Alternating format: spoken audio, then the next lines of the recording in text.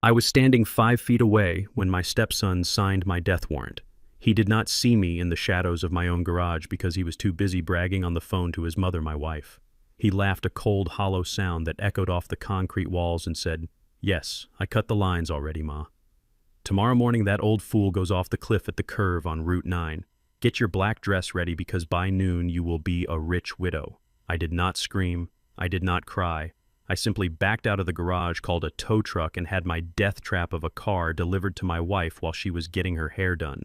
The note I left on the windshield read, "A gift from your son. You drive it home." 2 hours later, my phone rang. It was not an apology. It was the police. My name is Thaddeus King. I am 72 years old, and this is the story of how I survived my own murder.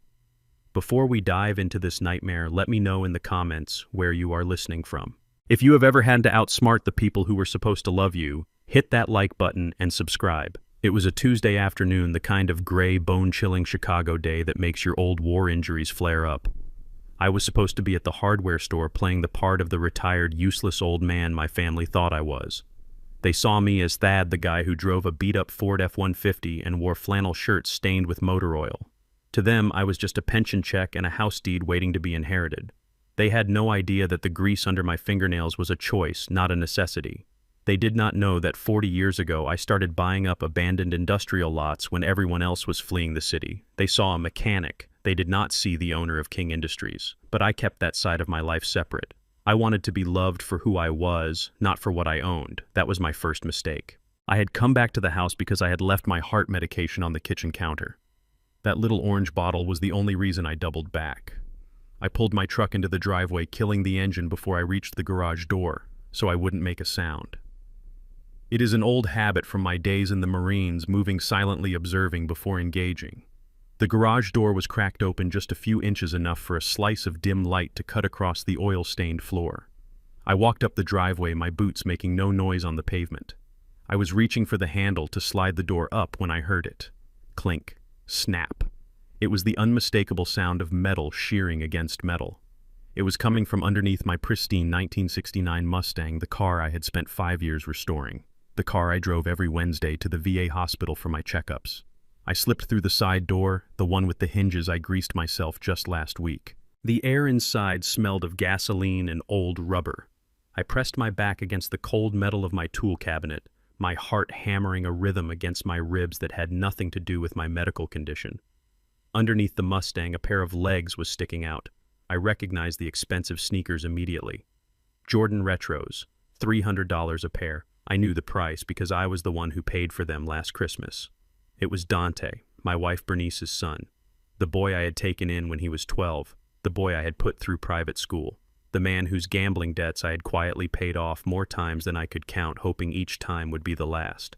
He slid out from under the chassis, holding a pair of heavy-duty wire cutters in one hand and his cell phone in the other. He wiped a streak of brake fluid onto his designer jeans and brought the phone to his ear. I held my breath, shrinking into the shadows. "It is done, Ma," he said. His voice was not shaking. There was no hesitation, no guilt. He sounded proud. "Yeah, the brake lines are clean cut. The fluid is already pooling. When he hits that downhill curve on Route 9 tomorrow, the pedal is going to go straight to the floor. No brakes, no steering, just a straight shot into the ravine." My blood turned to ice. He was talking to Bernice, my wife of 20 years, the woman who sat across from me at breakfast this morning and poured my coffee, the woman who prayed over our meals and sang in the church choir every Sunday. She wasn't just aware of this, she was orchestrating it. I couldn't hear her voice on the other end, but I heard Dante's response. "Don't worry," he continued, standing up and admiring his handiwork. "By the time they haul the wreck up, it will look like mechanical failure due to poor maintenance. Everyone knows the old man does his own work. They will say he got senile and made a mistake. You get the insurance money, I get my cut, and we are finally free of that cheap old bastard." Cheap. That word hung in the air like smoke. I had given them a home. I had given them stability. But to them, I was just a barrier standing between them and a payout. The Marine in me wanted to grab a tire iron from the bench and end it right there. I still had the strength. I could have broken him in half before he even realized I was in the room. But the businessman in me, the man who built an empire from a single welding torch, knew better. Anger is a liability. Strategy is an asset. If I confronted him now, it would be my word against his. He would claim he was fixing the car. He would claim I was crazy, the angry old veteran losing his mind. I needed to destroy them completely, and to do that, I needed to remain the victim. I needed to let them think they had won. I watched as Dante kicked the tire of the Mustang, laughing to himself. "See you at the funeral, Ma," he said, and hung up. I waited until he turned his back to put the wire cutters away, and I slipped out the side door as silently as a ghost. My hands were shaking not from fear but from a rage so cold it burned. I walked back to my truck, but I didn't get in. I walked 2 blocks down to the corner store and used the payphone. I wasn't going to leave a digital trail on my cell. I dialed a number I knew by heart. "Big Mike's Towing and Recovery." Mike answered on the first ring. "Big Mike, this is Thad." "Thad." "What do you need, boss?" Mike asked. Mike was one of the few people who knew the truth about me. He knew I wasn't just a pensioner living on Social Security. He knew I owned half the industrial park where his shop stood, and that I had let him miss rent for 6 months when his wife got sick. Loyalty is a currency more valuable than gold, and Mike was loyal. "Mike," I said, keeping my voice steady, "bring the flatbed to my house. Park down the street around the corner where you can't be seen from the driveway. Wait for a silver sedan to leave. That will be my stepson. Once he is gone, come get the Mustang." "Is it broke down?" Mike asked. "No," I said. "It is a weapon. And Mike, I need you to drop it off at the Majestic Hair Salon on 5th Street. "The salon." Mike sounded confused. "Thad, are you okay? Just do it, Mike, and do it fast. I will meet you there." I walked back to my truck and waited. 10 minutes later, Dante's silver sedan backed out of the driveway. He was bobbing his head to music, probably celebrating his future inheritance. As soon as he turned the corner, I signaled Mike. We loaded the Mustang onto the flatbed in silence. I saw the puddle of brake fluid on the garage floor, a slick dark stain that looked like blood. Mike saw the cut lines and looked at me, his eyes widening. He didn't ask questions. He just tightened the straps with a grim expression. We drove to the Majestic Hair Salon. It was a high-end place where Bernice spent $200 every week to look like the church lady she pretended to be. I knew she was there. She had an appointment every Tuesday at 3. "Drop it right in front," I told Mike. "Block the entrance." Mike maneuvered the massive truck and lowered the Mustang right onto the curb directly in front of the glass doors. It was a statement. It was undeniable. I took a piece of cardboard from the back of Mike's truck and a thick black marker. I wrote the note with a steady hand. Dante fixed the brakes. He said, "It is ready for you to drive home. Love, Thad." I stuck the note under the windshield wiper blade right at eye level. Then I told Mike to take off, and I moved my truck across the street into the parking lot of a grocery store. I had a clear view of the salon entrance. I sat there sipping a lukewarm coffee from a thermos and waited. 10 minutes passed, then 15. Finally, the glass door opened. Bernice walked out. She was wearing a salon cape, her hair wrapped in foils, looking ridiculous and vain. She was laughing at something the stylist said, looking carefree. Then she saw the car. She froze mid-step. Her smile vanished instantly. She recognized the Mustang. She knew it shouldn't be there. It should be in the garage waiting to kill me tomorrow morning. She walked towards it slowly, confusion warring with fear on her face. She looked down and saw the dark puddle forming under the wheel well. She knew exactly what that fluid was. Then she saw the note. I watched through my binoculars as she leaned in to read it. I saw her lips move as she sounded out the words. I saw the exact moment the meaning hit her. She recoiled as if the car were radioactive. She dropped her expensive leather purse on the sidewalk. Her hands flew to her mouth. She looked around wildly, scanning the street, scanning the parking lot. She looked terrified. She wasn't scared for my safety. She wasn't worried that her husband was driving a car with no brakes. She was scared because the game was up. She knew that I knew. She scrambled to pick up her purse, her hands trembling so badly she fumbled it twice. She pulled out her phone and dialed. I knew who she was calling. I let my phone ring in my pocket. Once, twice, 3 times. I didn't answer. I just watched her panic. I watched her realize that the old fool, the simple mechanic, the man she planned to bury tomorrow was still very much alive and one step ahead. But this was just the warning shot. They thought they were dealing with a helpless old man. They were about to find out they had declared war on the wrong person. I started the engine of my truck. I had to get home before she did. The performance of a lifetime was about to begin, and I needed to be on stage when the curtain went up. I sat in my truck across the street, the engine idling low, watching the scene unfold like a slow-motion car crash. Big Mike had done his job perfectly. The Mustang sat menacingly at the curb directly in front of the glass doors of the majestic hair salon. It looked innocent enough to the passers-by, a classic American muscle car gleaming under the afternoon sun. But Bernice and I knew better. We knew it was a 2-ton steel coffin waiting for a passenger. I watched Bernice through the windshield. She was standing on the sidewalk, clutching her purse to her chest, as if it could shield her from the reality sitting on 4 rubber tires in front of her. She looked around nervously, her eyes darting left and right, scanning the street for me, for Dante, for anyone who could explain why her murder weapon had been returned to sender. She looked like a trapped animal, cornered and trembling in her expensive heels. I picked up my phone and dialed her number. I watched her jump when her phone rang. She stared at the screen for a long moment, debating whether to answer. She was terrified. Good. Fear makes people sloppy. Fear makes them tell the truth without saying a word. She finally lifted the phone to her ear, her hand shaking so bad I could see it from 50 yards away. "Hello," she whispered. Her voice was thin, brittle. "Hey, baby," I said, keeping my voice smooth and casual, the affectionate husband calling his wife of 20 years. I tried to inject just the right amount of frustration into my tone, not at her, but at the situation. "Look, I am in a bit of a bind. I was driving the Mustang to get some errands done, and the starter began acting up right as I was passing your salon. I didn't want to get stranded in the middle of traffic, so I had Mike tow it to the curb right there." I saw her eyes widen. She looked at the car, then back at the street. "Thad," she stammered. "Thad, where are you?" "I am just down the block at the hardware store." I lied. Big Mike gave me a lift so I could grab a new solenoid. "But listen, Bernice, I need a huge favor. The car is running right now. I left it idling because if I turn it off, it won't start again until I fix it. I need you to hop in and drive it back to the house for me. It is only 3 miles. I will catch a ride with Mike later and fix it in the garage tonight." Silence. Heavy, suffocating silence on the line. I watched her face pale. The blood drained out of her cheeks so fast it looked like she had seen a ghost. She was doing the math in her head. 3 miles. 3 miles of city traffic. 3 miles that included the steep decline on 5th Street and the sharp curve near the elementary school. 3 miles in a car that she knew for a fact had 0 braking power because her son had severed the lines less than 2 hours ago. Bernice. "You there?" I pressed, adding a touch of urgency. "Baby, I need you to help me out here. The meter is running on the tow truck and I don't want to leave the engine idling on the street too long. Just jump in and take it home." "I can't," she blurted out.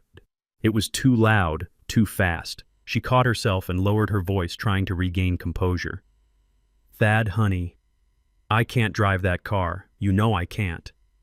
"Why not?" I asked, my voice innocent. "It is an automatic, Bernice. You have driven it a dozen times. Remember our anniversary last year? You drove us to the lake. You said you loved the power. That was different," she said, her voice rising an octave. "My shoes. I am wearing these new heels, Thad. They are 6 inches high. I can't work the pedals safely. It would be dangerous." I leaned back in my seat, a cold smile touching my lips. Dangerous. That was an interesting choice of words. "Baby, take the shoes off," I suggested reasonably. "Drive barefoot." "I don't mind. I just need the car home." "Come on, Bernice. It is just a 10-minute drive. Why are you making this difficult?" I saw her shift her weight, looking for an escape route.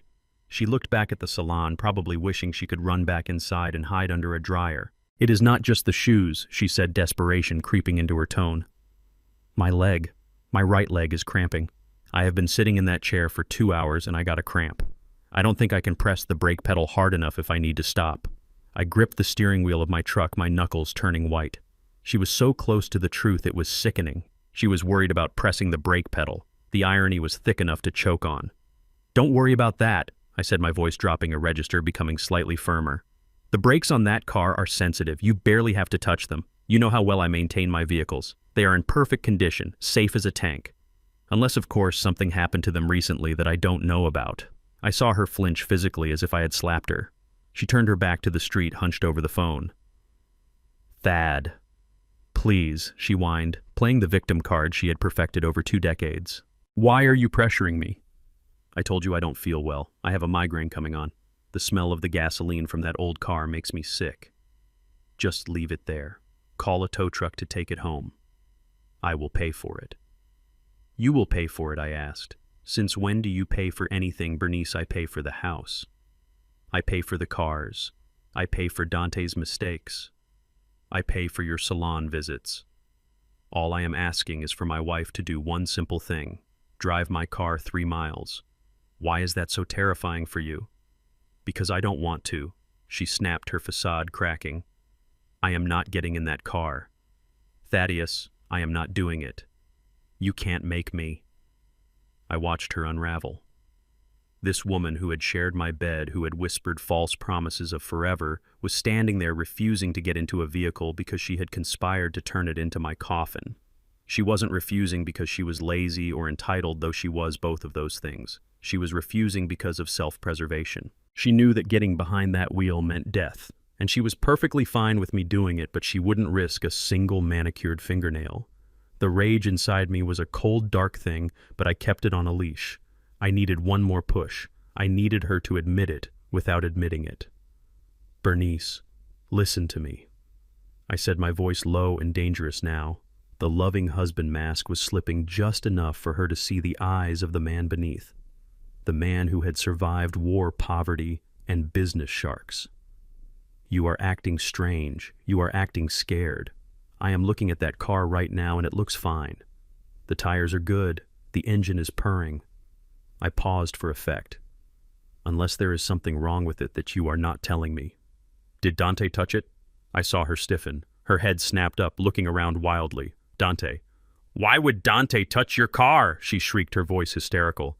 He hasn't been near your garage. He has been with Tiffany all day. Liar. He came by to borrow some tools earlier, I said, lying smoothly. I thought maybe he tried to help me out and fix something. He is a good boy, right? He wouldn't do anything to put his stepfather in danger, or his mother. Thad, stop it, she cried. I am going home. I am calling a cab. I am not driving that car. I decided it was time. Time to pull the trigger on the trap. I let a long silence stretch between us. I watched her hand shaking the phone pressed so hard against her ear her knuckles were white.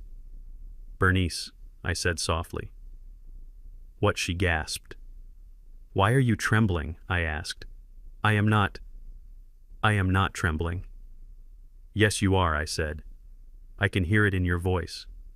You sound terrified, and I think I know why. She didn't speak. She just stood there frozen. You aren't worried about your shoes, I said, and you aren't worried about a migraine.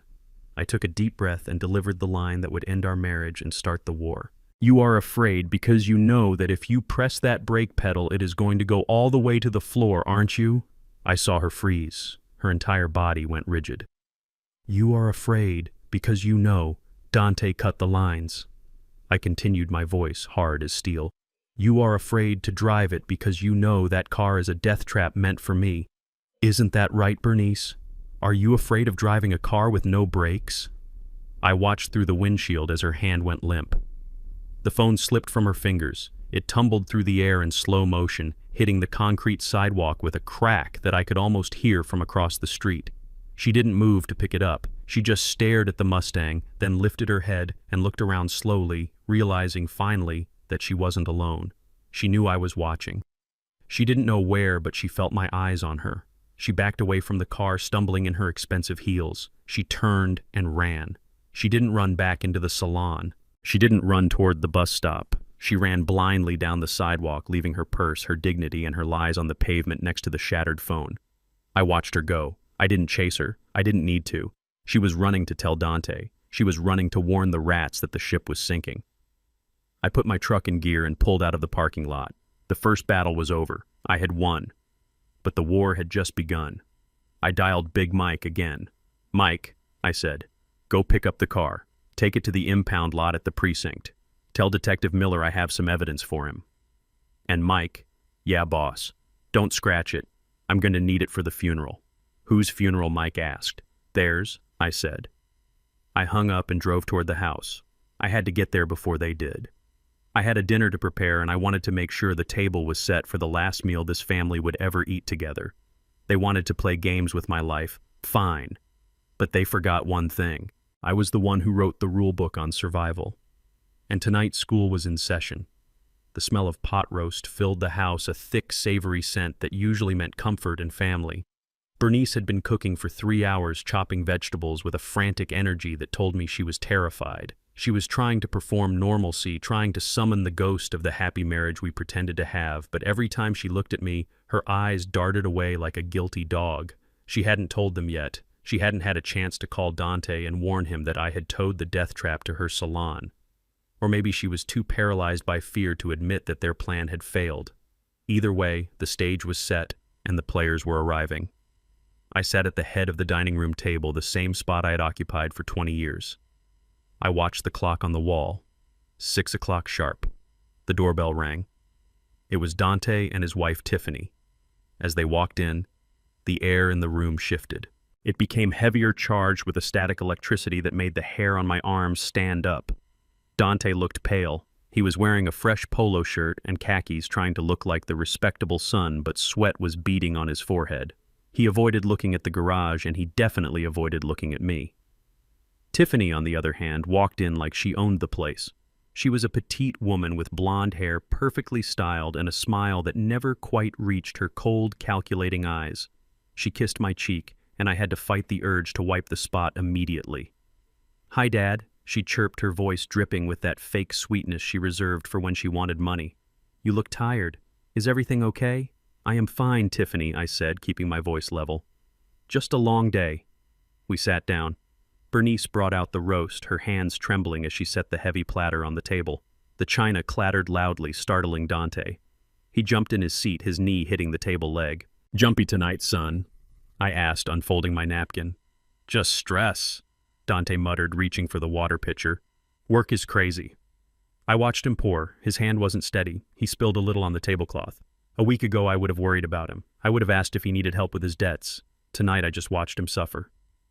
We ate in silence for a few minutes, the only sound the scraping of silverware against plates. It was the sound of a family coming apart at the seams. I took a bite of the roast. It was dry. Bernice had overcooked it. She was distracted. Tiffany cleared her throat. I knew that sound. It was the opening bell for the main event. She dabbed her mouth with a napkin and turned her body toward me, putting on a face of deep, exaggerated concern. "Thaddeus," she started.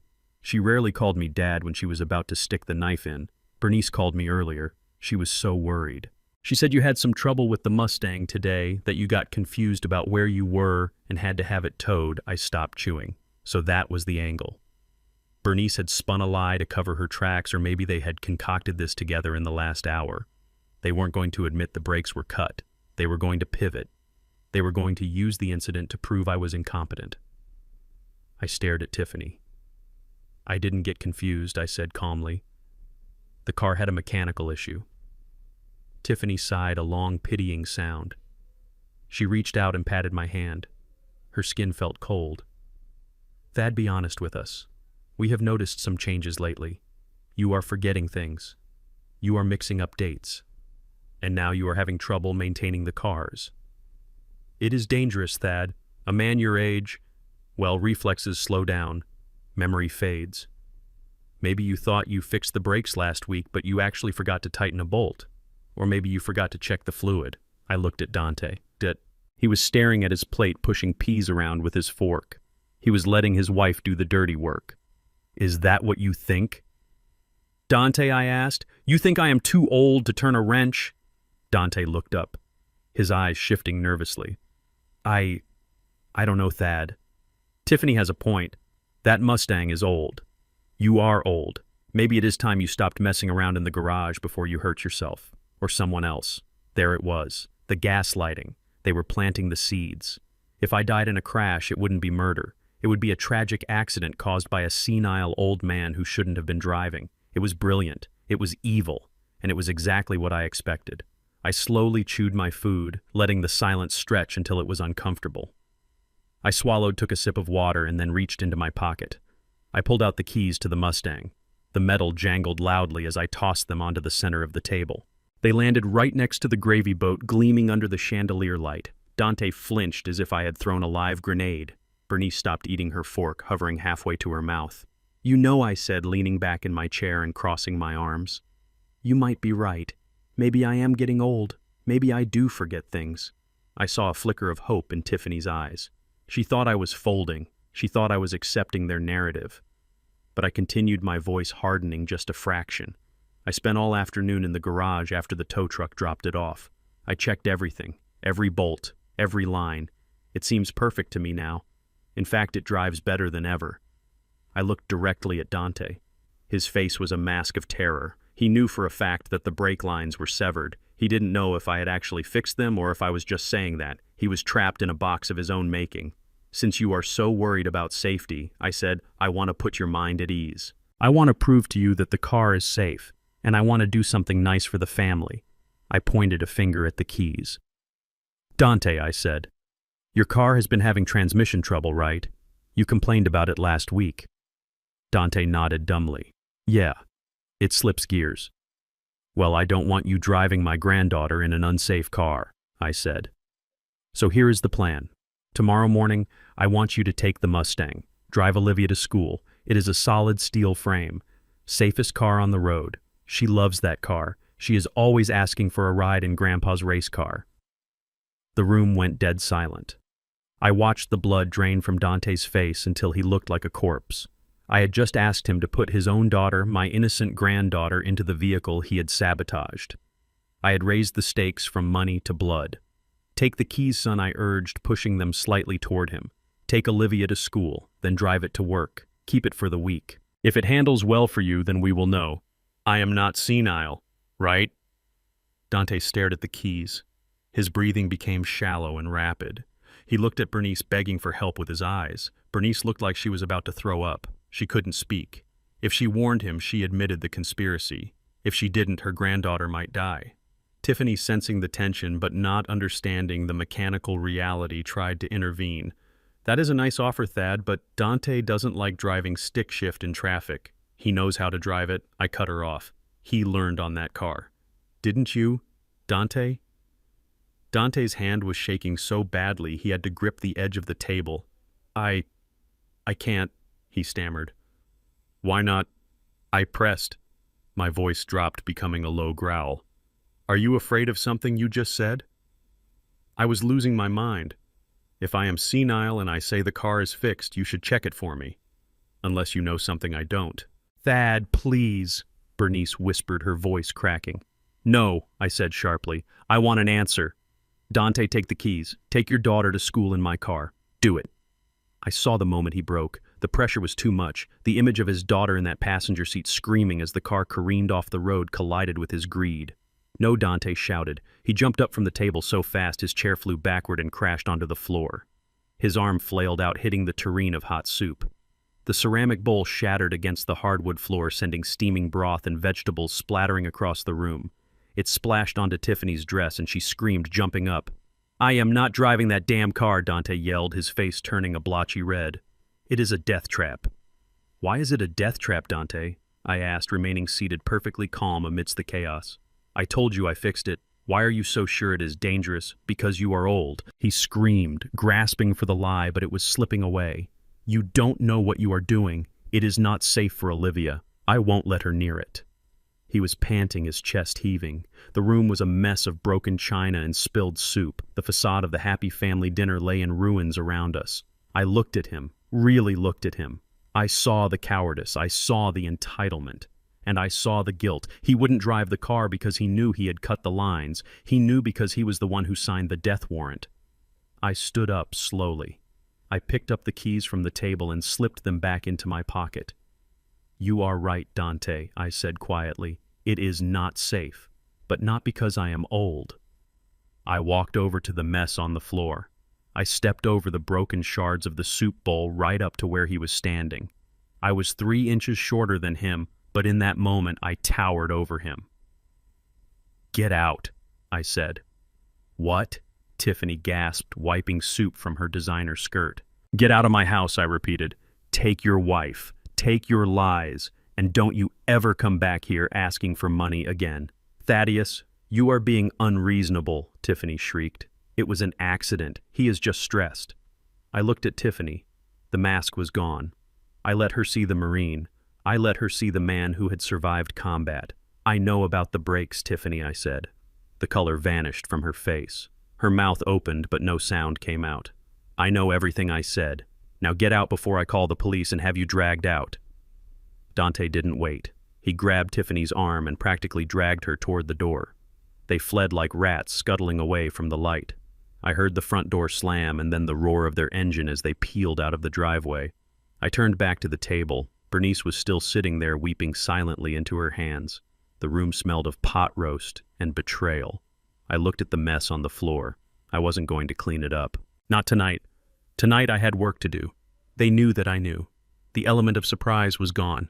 Now they would be desperate, and desperate people are dangerous. I looked at Bernice. "Stop crying," I said. "It is too late for tears." I walked past her, heading for the bedroom. I needed to pack. I knew they wouldn't stop here. Tiffany was smart and she was cornered. She would strike back and she wouldn't use a pair of wire cutters next time. She would use the law. I had to be ready. I went into the bedroom and pulled my old duffel bag from the closet, the one I used to take on deployments. It seemed fitting. I was going to war again. But this time, the enemy slept down the hall. I closed the door to the master bedroom and turned the lock with a soft click. To anyone listening on the other side, it was the sound of an old, tired man retreating from a family argument, perhaps to sleep off the embarrassment of a spilled dinner. I made a show of shuffling my feet, coughing a little and creaking the bed springs as if I were settling in for the night. But I didn't lie down. I sat on the edge of the mattress in the dark and reached into the bottom of my duffel bag. My hands found the cold, hard plastic of the receiver. It was a piece of equipment I had acquired through a security contractor I worked with at King Industries. People think technology is only for the young, for the generation that lives on social media. They forget that my generation built the foundation of the world they live in. I had slipped the transmitter a small black disc, no larger than a quarter, under the rim of the mahogany coffee table in the living room while I was pretending to help Bernice clean up the broken soup bowl. It was a risky move, practiced in the blink of an eye, a sleight of hand I hadn't used since my days in recon. I put the earpiece in and adjusted the frequency. The static hissed for a second, then cleared. The silence of my bedroom was replaced by the crystal-clear audio of the treachery happening 30 feet away. The first sound I heard was the sharp intake of breath, followed by the dull thud of something hitting a cushion. "Tiffany." "You are a moron, Dante," she hissed. Her voice was unrecognizable. Gone was the sweet, doting daughter-in-law. This was a predator.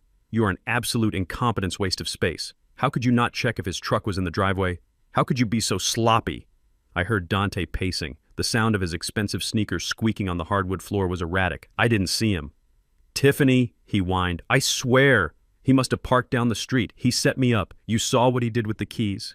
"He knows. He knows I cut them." "Shut up," Tiffany snapped. "Of course he knows. He literally towed the car to your mother's salon to send a message. He is mocking us. He is laughing at us." There was a pause, and then I heard Bernice's voice. It was trembling, but there was an ugliness to it I had never wanted to admit existed. "What are we going to do? He kicked you out, Dante. If he changes the locks, if he calls his lawyer, he won't call the police." Dante said, his voice hopeful but weak. "He would have done it already. He is family. He won't turn his own son in." "He is not your father." "Dante," Tiffany screamed. "Stop calling him that. He is a bank account. He is a resource. And right now, he is a liability that is becoming impossible to manage." I sat there in the dark, my hands clenched into fists on my knees. Hearing it confirmed, hearing the raw hatred in their voices felt like taking a bullet. It hurts more than shrapnel because you can't stitch up a betrayal. "So what do we do?" Dante asked. "Do I go back and finish it? I can sneak into the bedroom tonight. Pillow over the face. We can say it was his heart." "No," Bernice shouted. "No more violence. Not like that.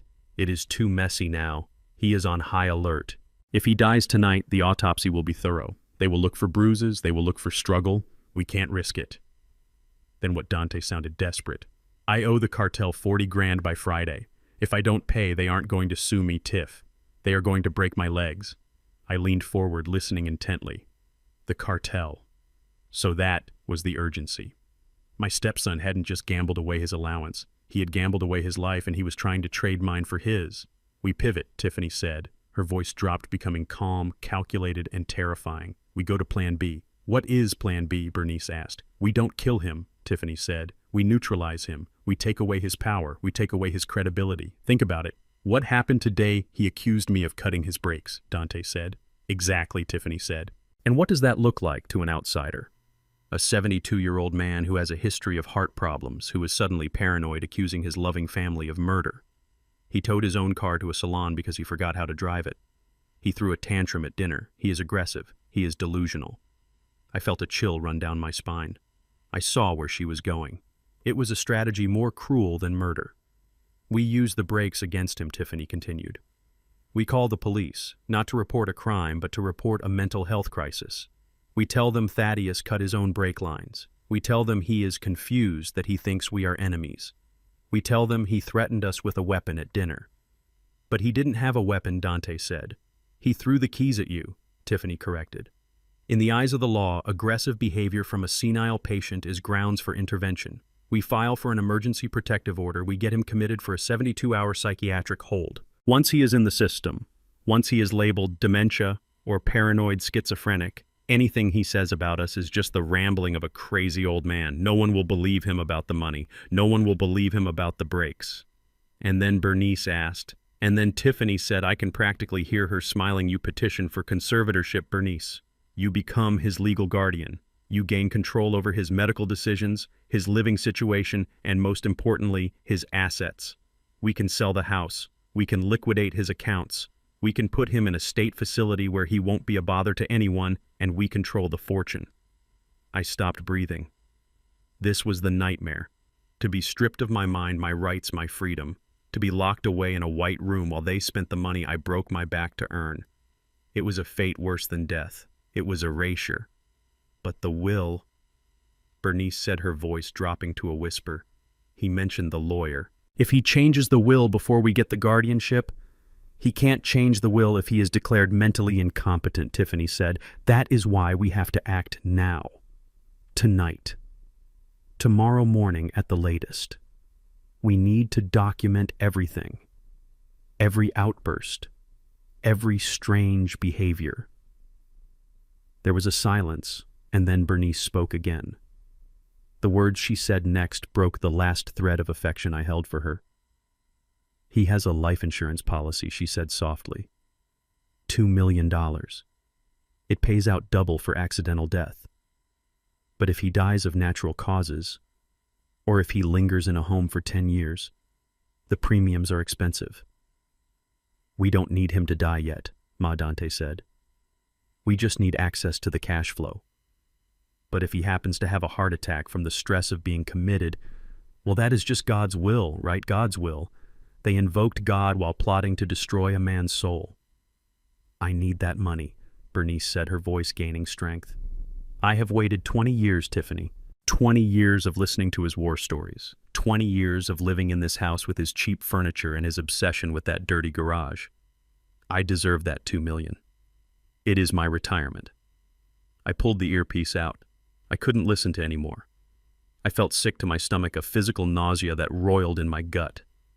I had given Bernice everything she asked for. I had been faithful. I had been kind. And all this time she looked at me and saw a waiting room. She saw a paycheck that was taking too long to clear. I sat in the darkness, the silence of the room pressing in on me. They thought they had me. They thought they could use the system against me. They thought that because I was a black man in his 70s, the world would look at me and see senility, not strength. They were counting on my invisibility, but they had made a critical error. They assumed I was reacting out of fear. They didn't know I was already mobilizing. They were planning a legal ambush for tomorrow morning. They wanted to paint a picture of a crazy old man. Fine, I would give them a picture, but I would also give them the negative. I stood up and moved to my desk. I didn't turn on the light. I worked by the moonlight filtering through the blinds. I packed my laptop. I packed the external hard drive where I kept the backups of the security footage. The footage I had told Dante didn't exist, but which I had actually pulled from the cloud server the moment I walked in the door. The camera in the garage wasn't broken. It was hidden, and it had captured everything. I picked up the small framed photo on my dresser. It was a picture of me and my platoon in Vietnam, 1968. We were young, muddy, and terrified, but we were alive because we watched each other's backs. I looked at the young Thaddeus in the photo. He had survived the jungle. He had survived the Tet Offensive. He wasn't going to be taken down by a greedy hairdresser and a gambling addict. I slipped the photo into my bag. Tiffany wanted a show. She wanted to involve the police and the courts. She wanted to play the concerned family card. I zipped up the bag. The sound was loud in the quiet room like a zipper on a body bag. I walked to the window and looked out at the street. The night was calm. The world was asleep. But inside this house, the enemy was sharpening their knives. "Let them come," I whispered to the glass. "Let them bring the police. Let them bring the doctors. Let them try to take my mind." I checked my watch. It was 2:00 a.m. I had 4 hours before their Plan B went into action. 4 hours to turn their trap into a grave. I picked up the dog's leash. Buster, my old Rottweiler, thumped his tail from his bed in the corner. He was the only loyal soul in this house. "Come on, boy," I whispered. "We are going for a ride." I wasn't going to wait for them to knock on my door. I was going to vanish. And when I reappeared, I wouldn't be Thaddeus the husband. I would be Mr. King. And Mr. King didn't take prisoners. The coffee in my mug was still hot when the blue and red lights washed over my living room walls like a disco strobe in a nightmare. It was 7 in the morning. I had been up since 4, sitting in my armchair by the window, dressed in my best Sunday suit, waiting. I knew they were coming. I just didn't expect them to bring an army. I counted 3 squad cars and an unmarked sedan that smelled of bureaucracy. 2 uniformed officers walked up the path, their hands resting casually but intentionally near their belts. Behind them trailed a woman with a tight bun and a clipboard, the universal symbol for someone who is here to ruin your life for your own good. And behind them, huddled together like survivors of a shipwreck, were Tiffany and Bernice. I didn't wait for them to kick the door down. I opened it while his hand was still raised to knock. "Mr. Thaddeus King," the lead officer asked. He was young, white, with a buzz cut and eyes that were already assessing me as a threat. He didn't see a business owner. He didn't see a veteran. He saw a large 72-year-old black man standing in a doorway, and in this neighborhood that was enough to make him nervous. "I am Mr. King," I said, my voice steady. "Can I help you, officers?" "We received a 911 call regarding a domestic disturbance and a potential mental health crisis," the officer said. "We need you to step out onto the porch, sir. Keep your hands where I can see them." I stepped out. The morning air was crisp. I saw neighbors peeking through their blinds. Mrs. Higgins across the street was watching from her porch. This was part of the plan. Public humiliation. Then the performance began. Tiffany pushed past the officers, her face a mask of absolute terror. Her mascara was smeared artfully under her eyes, and she was shaking so violently her jewelry rattled. She pointed a trembling finger at me. "That is him!" she screamed, her voice cracking perfectly. "That is him! Oh my God, please don't let him hurt Dante again, ma'am. Please step back," the officer said, but his tone was gentle. He looked at her and saw a petite, terrified woman in distress. He looked at me and saw the monster she was describing. "He has a weapon," Tiffany sobbed, burying her face in Bernice's shoulder. "Last night, he had pliers, huge metal shears. He was swinging them around the kitchen. He said he was going to cut us all, like he cut the brake lines. He was talking about blood. He is crazy. He is going to kill us. It was a masterclass in manipulation. She had taken the truth, the pliers Dante used, the cut brake lines, and inverted it. She was using her tears, her gender, and the racial dynamics of the situation to paint a picture that the police were conditioned to believe. She was the damsel. I was the brute. Bernice chimed in, playing the role of the heartbroken wife. She looked at the social worker, her eyes pleading. "I am so sorry," she whispered, but loud enough for everyone to hear. "He hasn't been himself for months. The dementia, it is getting worse. He forgets who we are. He thinks we are enemies. Yesterday he towed his own car because he forgot how to drive. Now he is violent. I am scared to sleep in my own house." The social worker scribbled furiously on her clipboard. She looked at me with that professional detachment that chills the blood. "Mr. King," she said, stepping forward, "my name is Sarah Jenkins from Adult Protective Services. Based on the statements from your family and the police report filed this morning, we have reason to believe you are in immediate danger to yourself and others. We are placing you under an emergency 72-hour psychiatric hold." I stood there stone-faced. Inside, my heart was hammering against my ribs like a trapped bird, but I didn't let a muscle twitch. I knew the rules of this game. If I raised my voice, I was aggressive. If I stepped forward, I was assaulting an officer. If I denied it too passionately, I was paranoid. "I am perfectly sane, ma'am," I said, keeping my hands visible and open, "and I have never threatened anyone in my life." "He is lying," Tiffany shrieked. She looked at the young officer, her eyes wide and pleading. "He threatened to kill my husband. He said, he fixed the car to kill us. Look at his eyes. He is not there. He is gone." The young officer stepped closer. Invading my personal space, he was trying to provoke a reaction. "Sir, turn around and place your hands behind your back. We are not asking." I looked at him. I saw the adrenaline in his eyes. He was ready to take me down. I looked at Tiffany. She had stopped crying for a split second, a tiny smirk playing on her lips behind her hands. She thought she had won. She thought she was about to watch me be dragged away in cuffs, stripped of my dignity, and locked in a padded room while they looted my accounts. It was the most dangerous moment of my life. More dangerous than the jungles of Vietnam. Because in the jungle, the enemy wore a uniform. Here, the enemy was wearing my last name. I took a deep breath. I didn't turn around.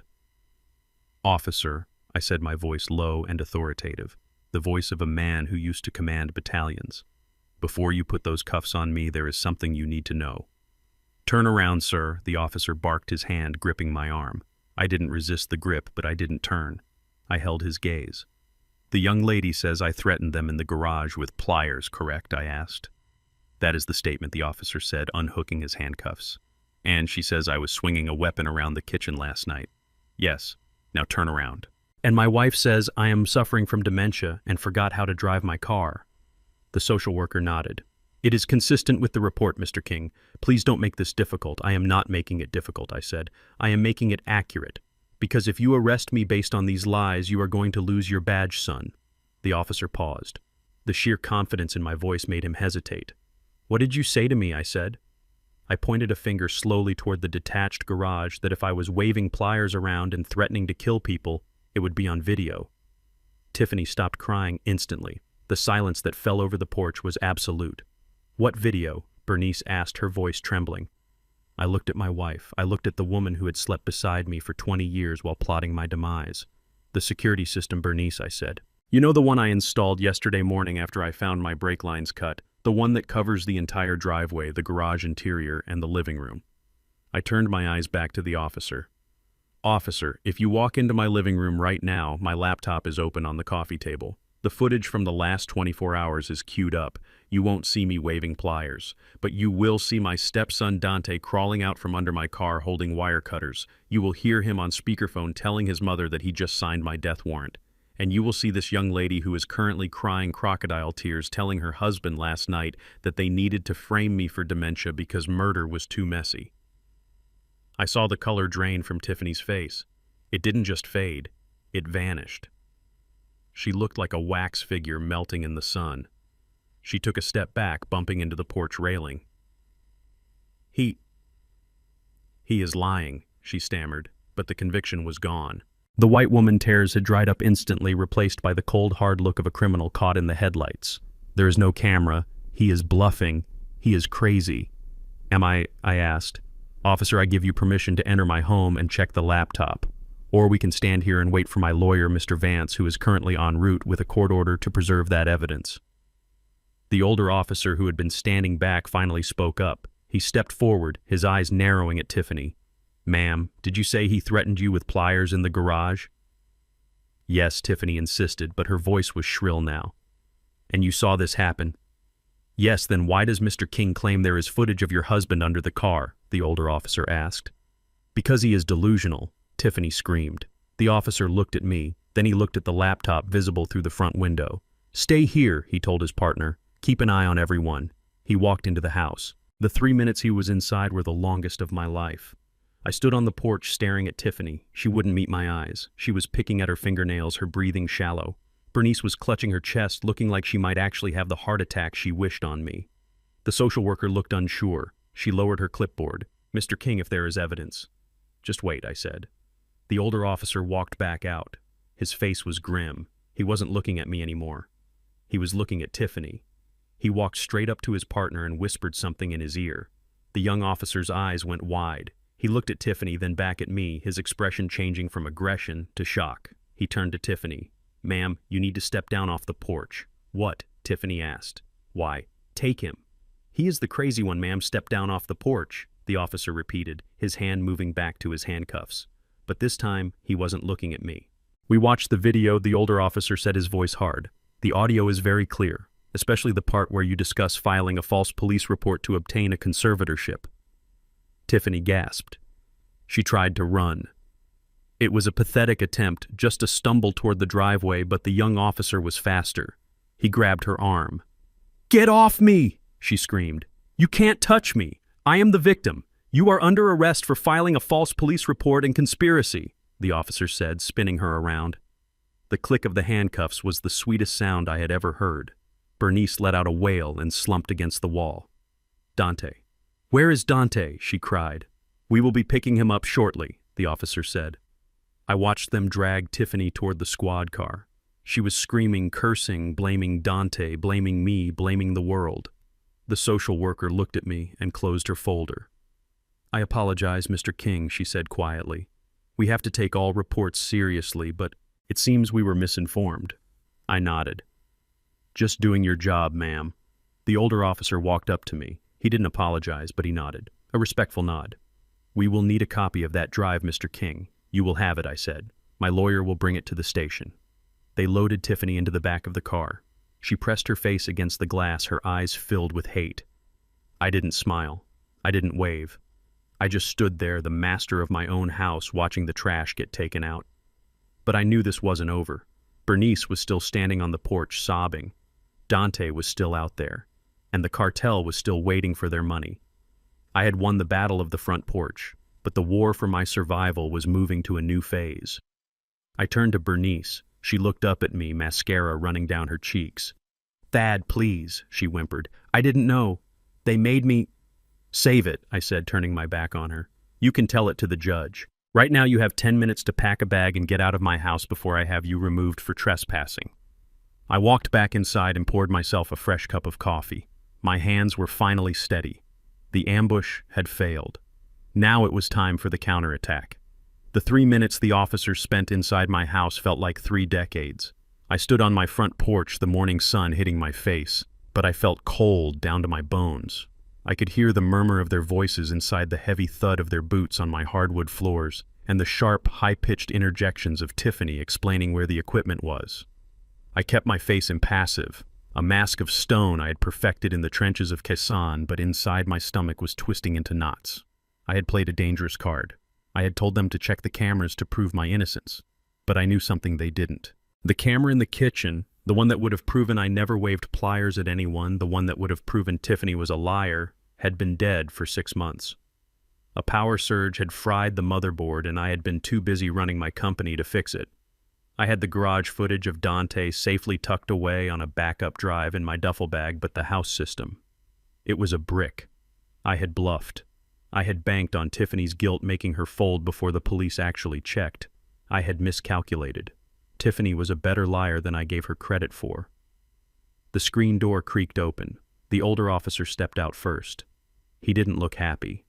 He adjusted his belt, his eyes hard and unreadable behind his sunglasses. He looked at me, then at the social worker, and finally at Tiffany, who was chewing her lips so hard I thought it might bleed.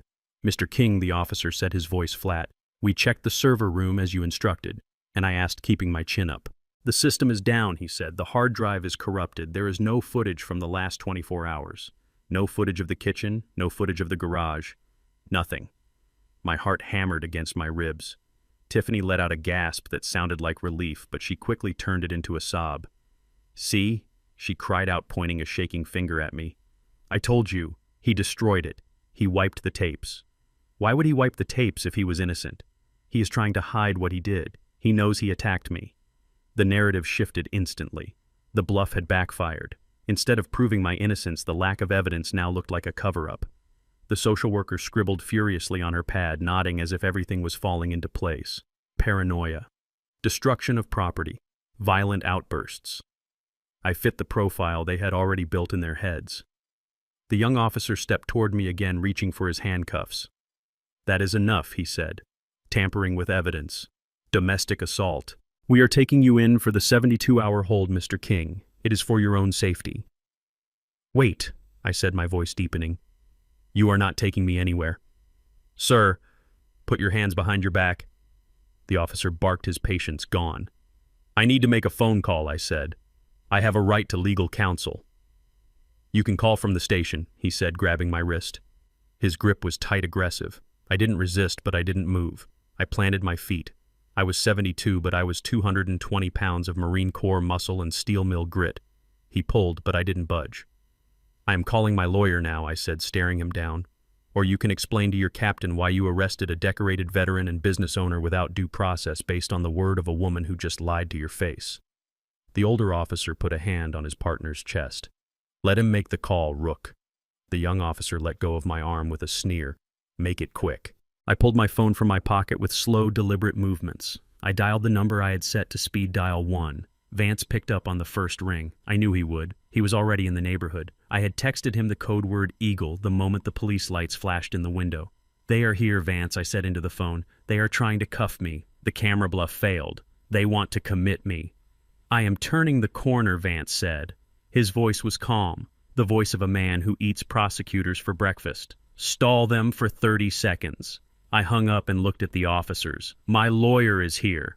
As if on cue, a sleek black Mercedes sedan screeched around the corner, hopping the curb and coming to a halt right on my lawn. The door flew open before the engine even stopped. Out stepped Jeremiah Vance. He was my age, a white man with a shock of silver hair and a suit that cost more than the squad car parked in my driveway. He moved with the energy of a man half his age. He didn't walk. He marched. He carried a leather briefcase in one hand and a terrifying amount of authority in the other. "Who is in charge here?" Vance bellowed, storming up the walkway. "I am the older officer," said, stepping forward. "And you are parking in a crime scene, sir." "I am parking on my client's private property," Vance shot back, not breaking stride. "I am Jeremiah Vance, attorney at law. And if you put one metal ring on Mr. King's wrist, I will have your badge, your pension, and your precinct sued into the Stone Age by lunchtime." Tiffany looked at Vance, confusion clouding her face. She didn't know who he was. To her, I was just a retired mechanic. She didn't know I had a lawyer on retainer who charged $1,000 an hour. "This man is a danger to himself," the social worker piped up, trying to assert her authority. "He is suffering from advanced dementia. He is violent. We have a court order pending for—" "You have nothing," Vance interrupted her, slamming his briefcase onto the porch railing. He popped the latches with a loud snap. "You claim my client has dementia. You claim he is mentally incompetent." Vance pulled out a thick file folder and waved it in the air. "This is a comprehensive neurological and cognitive evaluation performed 48 hours ago by Dr. Aris Thorne, the leading neurologist at Chicago Methodist." He shoved the papers into the social worker's hands. "Read it," Vance commanded. Mr. King scored 30 out of 30 on the cognitive assessment. Perfect recall, perfect spatial awareness, no signs of Alzheimer's, no signs of dementia. In fact, the doctor noted that his cognitive function is superior to most men 20 years his junior. The social worker, stunned, looked down at the paperwork. Her eyes scanned the pages, and I saw her confidence crumble. The stamp was official. The signature was genuine. The date was undeniable. "But," she stammered, "the family said—" "His wife said he has been forgetting things for months. His wife is a liar," Vance said, turning his cold blue eyes on Bernice. Bernice shrank back against the wall, avoiding his gaze.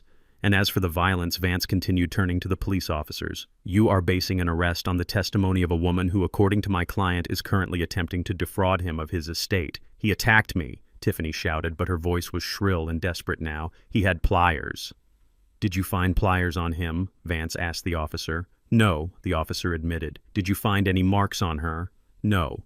So you have the word of an estranged daughter-in-law against a man who runs a multi-million-dollar industrial empire."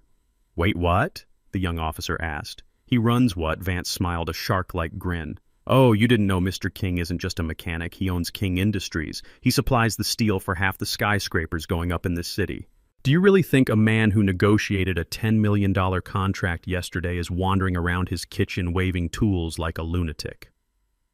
The silence that followed was heavy. The young officer looked at me with new eyes. He didn't see a crazy old man anymore. He saw power, he saw influence, and he saw a lawsuit he couldn't win. The older officer took a deep breath and exhaled slowly. He looked at the paperwork in the social worker's hands. He looked at Tiffany, who was now trembling not from fake fear but from real terror. He tipped his hat to Vance. It seems we have a conflicting narrative here, counselor. Indeed we do, Vance said. And until you have a warrant or actual evidence of a crime, I suggest you remove yourself from my client's property. If Mrs. King or her daughter-in-law feel unsafe, they are free to leave. In fact, Mr. King insists on it. The officer nodded. He turned to his partner. Let's go. But he threatened me. Tiffany shrieked. You can't just leave. He is going to kill us, ma'am, the officer said, his voice cold and final. It is a civil matter. If you want to file charges, come down to the station with proof. Otherwise, have a nice day. The police walked back to their cars. The social worker handed the medical file back to Vance, looking apologetic and embarrassed. She scurried away without another word. I stood there watching the lights fade as the cars pulled away. My heart was slowing down, but the adrenaline was still pumping. Vance put a hand on my shoulder. Close one, Thad, he murmured. Too close, I replied quietly. Tiffany and Bernice were left standing on the lawn. They looked like statues of defeat. Their master plan, their quick legal strike, had been shattered by a piece of paper and a lawyer in a bespoke suit. Tiffany turned to look at me. Her eyes were black holes of hatred. She didn't look scared anymore. She looked murderous. She walked past me up the stairs, dragging Bernice with her. As she passed me, she didn't scream. She didn't shout. She leaned in close, so close I could smell her expensive perfume masking the scent of her fear. You got lucky, old man, she whispered. Her voice was a hiss, barely audible over the wind. But lawyers can't stop a heart attack. I stared at her, not blinking. Bernice looked at me, her eyes pleading for forgiveness, but she let Tiffany pull her into the house. I heard them in the hallway. I heard the door to the kitchen close, and then through the thin wood of the door, I heard Tiffany's voice. It wasn't a whisper anymore. It was a command. The legal way is dead, she said. We do it the hard way. The medicine. Tonight. Double the dose. I stood on the porch, Vance beside me. He hadn't heard the whisper. He was busy putting his papers back in his briefcase, looking satisfied with his victory. We got them, Thad Vance said. They are scared. They will back off now. No, Jeremiah, I said, looking at the closed door of my own house. They won't back off. They just changed weapons. I knew what was coming. They were done with courts. They were done with police. They were going back to the original plan. They were going to stop my heart. And this time they wouldn't use a car crash. They would use the pills I took every night to stay alive. I turned to Vance. I need you to do one more thing for me. Anything, Thad. I need you to take that medical report and file it with the registrar. And then I need you to go to my office and open the safe. Get the new will, the one we drafted last month. You want to execute it? Vance asked. Not yet, I said. I want you to hold it. Because tonight, I am going to die. And tomorrow I need to be resurrected. Vance looked at me confused. Thad, what are you talking about? I looked at him, a grim smile touching my lips. Just trust me, old friend. Go, and don't answer your phone tonight unless it is the coroner. Vance hesitated, then nodded. He got into his Mercedes and drove off. I was alone again. I turned and walked back into the house. I was walking into a trap, I knew that. But a trap is only dangerous if you don't know it is there. I knew. And I was hungry. I hoped Bernice was making soup again. I had a feeling the seasoning was going to be interesting tonight. The house was quiet, a suffocating silence that felt heavy enough to crush a man. It was 10 o'clock at night. The police had been gone for 12 hours. The lawyer had left. The neighbors had pulled their curtains shut, tired of the drama on the front lawn. But inside, the war was just entering its deadliest phase. I sat in my armchair in the bedroom, the door locked, staring at the television with the volume turned down low. I wasn't watching the news. I was watching the reflection in the dark window panes. A soft knock came at the door. Thad. It was Bernice. Her voice was soft, trembling slightly. The voice of a woman who wanted to make amends. Or so she wanted me to believe. Thad, honey, I brought you something. I didn't answer immediately. I checked the small pistol I had taped under the armrest of the chair. I didn't think she would come in shooting, but I had learned a long time ago that you never underestimate a cornered enemy. I unlocked the door and opened it. Bernice stood there in her silk robe, holding a steaming mug on a small tray. The smell of warm milk and honey wafted into the room. It was a scent from our past, a comfort she used to offer me when the old shrapnel wounds in my leg kept me up at night. I made you some warm milk, she said, offering a weak, tentative smile. With a little nutmeg and cinnamon, just like you like it. I thought it might help you sleep. We have had such a terrible day, Thad. I just want you to rest. She looked exhausted. Her eyes were red and puffy. If I didn't know better, if I hadn't heard the conversation through the wall earlier, I might have felt sorry for her. I might have taken the mug, drank it down, and thanked God for a wife who cared. But I had heard. The medicine. Tonight. Double the dose. I looked at the mug. The steam rose in lazy spirals. Thank you, Bernice, I said, taking the tray. My voice was raspy. I played the part. I let my shoulders slump. I let my hand shake a little as I took the cup. I am sorry about today, she whispered, touching my arm. I was just scared, Thad. You know how I get. I know, I said. Go to bed, Bernice. I will drink this and turn in. She lingered for a second, her eyes fixated on the cup in my hand. She needed to see me drink it. She needed the confirmation. Go on, I said, ushering her out. I need some quiet. I closed the door and locked it again. The smile vanished from my face instantly. I walked over to the desk lamp and held the mug under the bright bulb. Bernice was a good cook, but she was a terrible chemist. I swirled the milk gently. There at the bottom, and clinging to the sides of the ceramic, were tiny, undissolved granules. They were white, slightly larger than the nutmeg specks. She had crushed the pills, but she hadn't ground them to a fine enough powder. In warm milk they had clumped. Double the dose. I set the mug down on the desk. My hands were steady, but my heart felt like it was cracking open. This was it. The final line. Cutting brake lines was an act of violence, but poisoning a man's comfort food using his own memories against him was an act of pure malice. She didn't just want me dead. She wanted me to drift off to sleep, trusting her and never wake up. I pulled a small empty plastic vial from my medical kit, the kind I used for my glucose strips. I poured a small amount of the milk into the vial, careful to get the sediment at the bottom. I capped it tight and wrapped it in a tissue. This wasn't just milk anymore. It was evidence of attempted murder. I poured the rest of the milk into the soil of the large potted fern in the corner. I watched the white liquid seep into the dark dirt. Goodbye, Bernice, I whispered. I couldn't stay here. If I fell asleep, who knew what they would do? They might pick the lock. They might use a pillow. They might set a fire. The house wasn't a home anymore. It was a kill box. I moved quickly.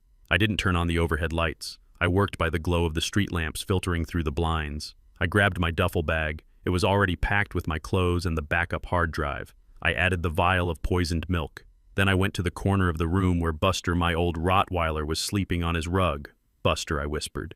He opened one eye, thumping his tail.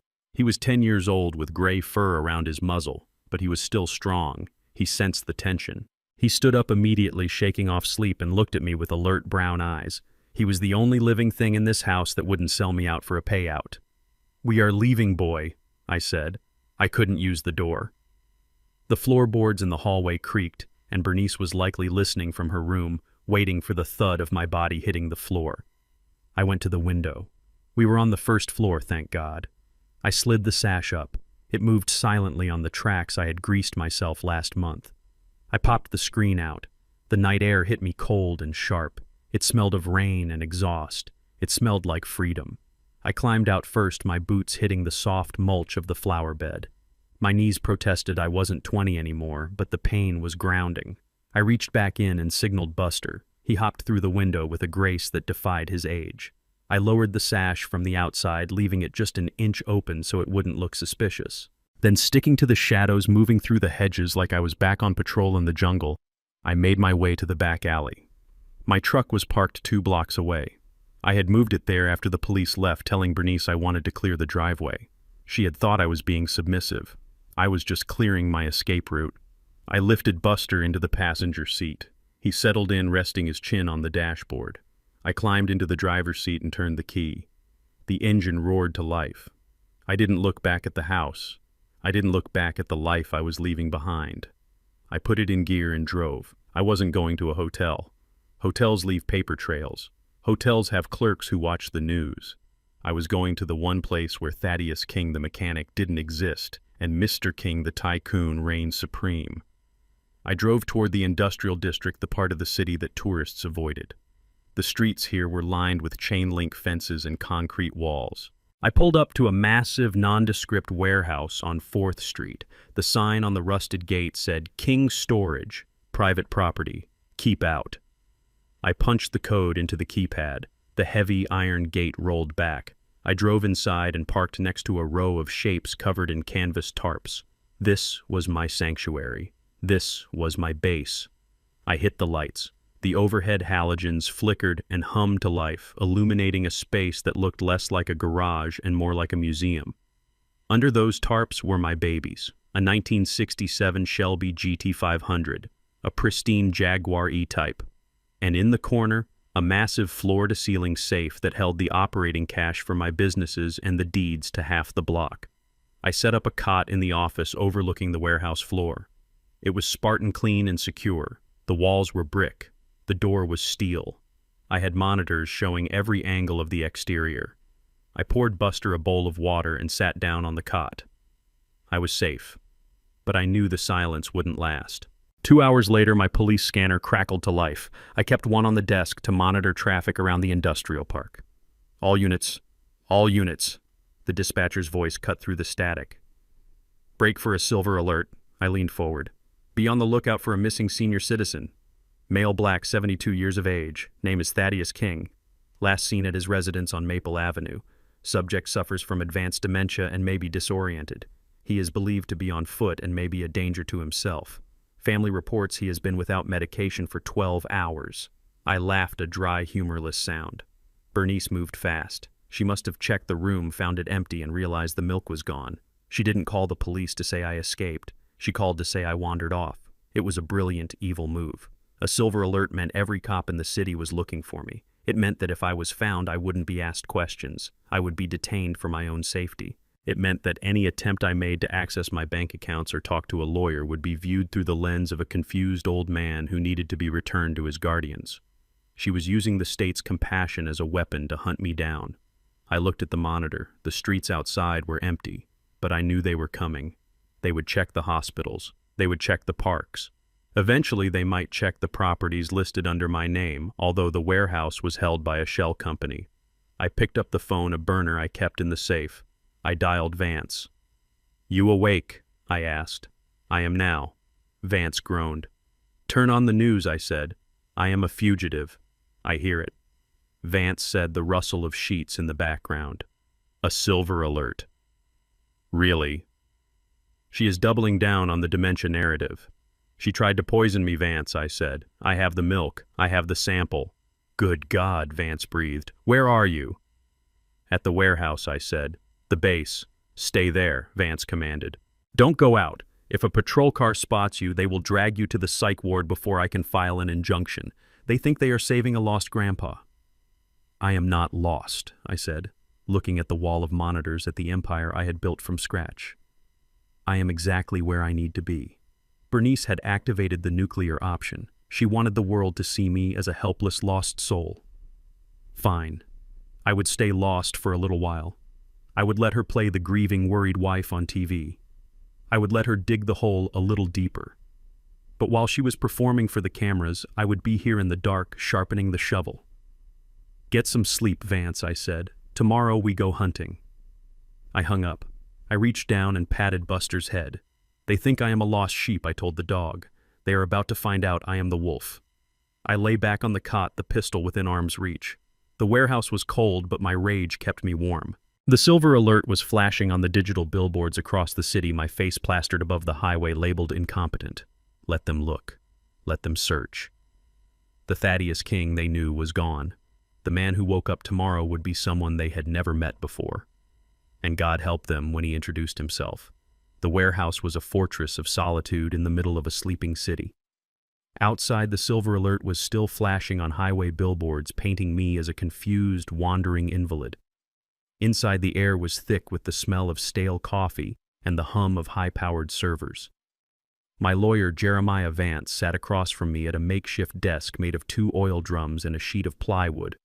The blue light from his laptop screen illuminated his face, making him look older, grimmer. We weren't 2 old friends catching up. We were 2 generals in a bunker mapping out the enemy's supply lines before the morning airstrike. I poured us both another cup of coffee. It was pitch black, strong enough to strip paint just the way we drank it in the service. Vance didn't look up. His fingers were flying across the keyboard, accessing databases that required passwords most people didn't even know existed. He was following the money, and where the money went, the truth always followed. "Thad, you need to see this," Vance said. His voice was quiet, lacking its usual courtroom bravado. It was the tone he used when the jury came back with a verdict he didn't like. I walked around the table and leaned over his shoulder. On the screen was a digital copy of a document. It looked familiar. It was the deed to my house on Maple Avenue, the house I had bought with cash 20 years ago so Bernice and I would never have to worry about a mortgage. "Look at the date," Vance pointed a manicured finger at the bottom of the page. 3 months ago," I read. "And look at the signature," he said. I stared at the scrawl on the line next to grantor, Thaddeus King.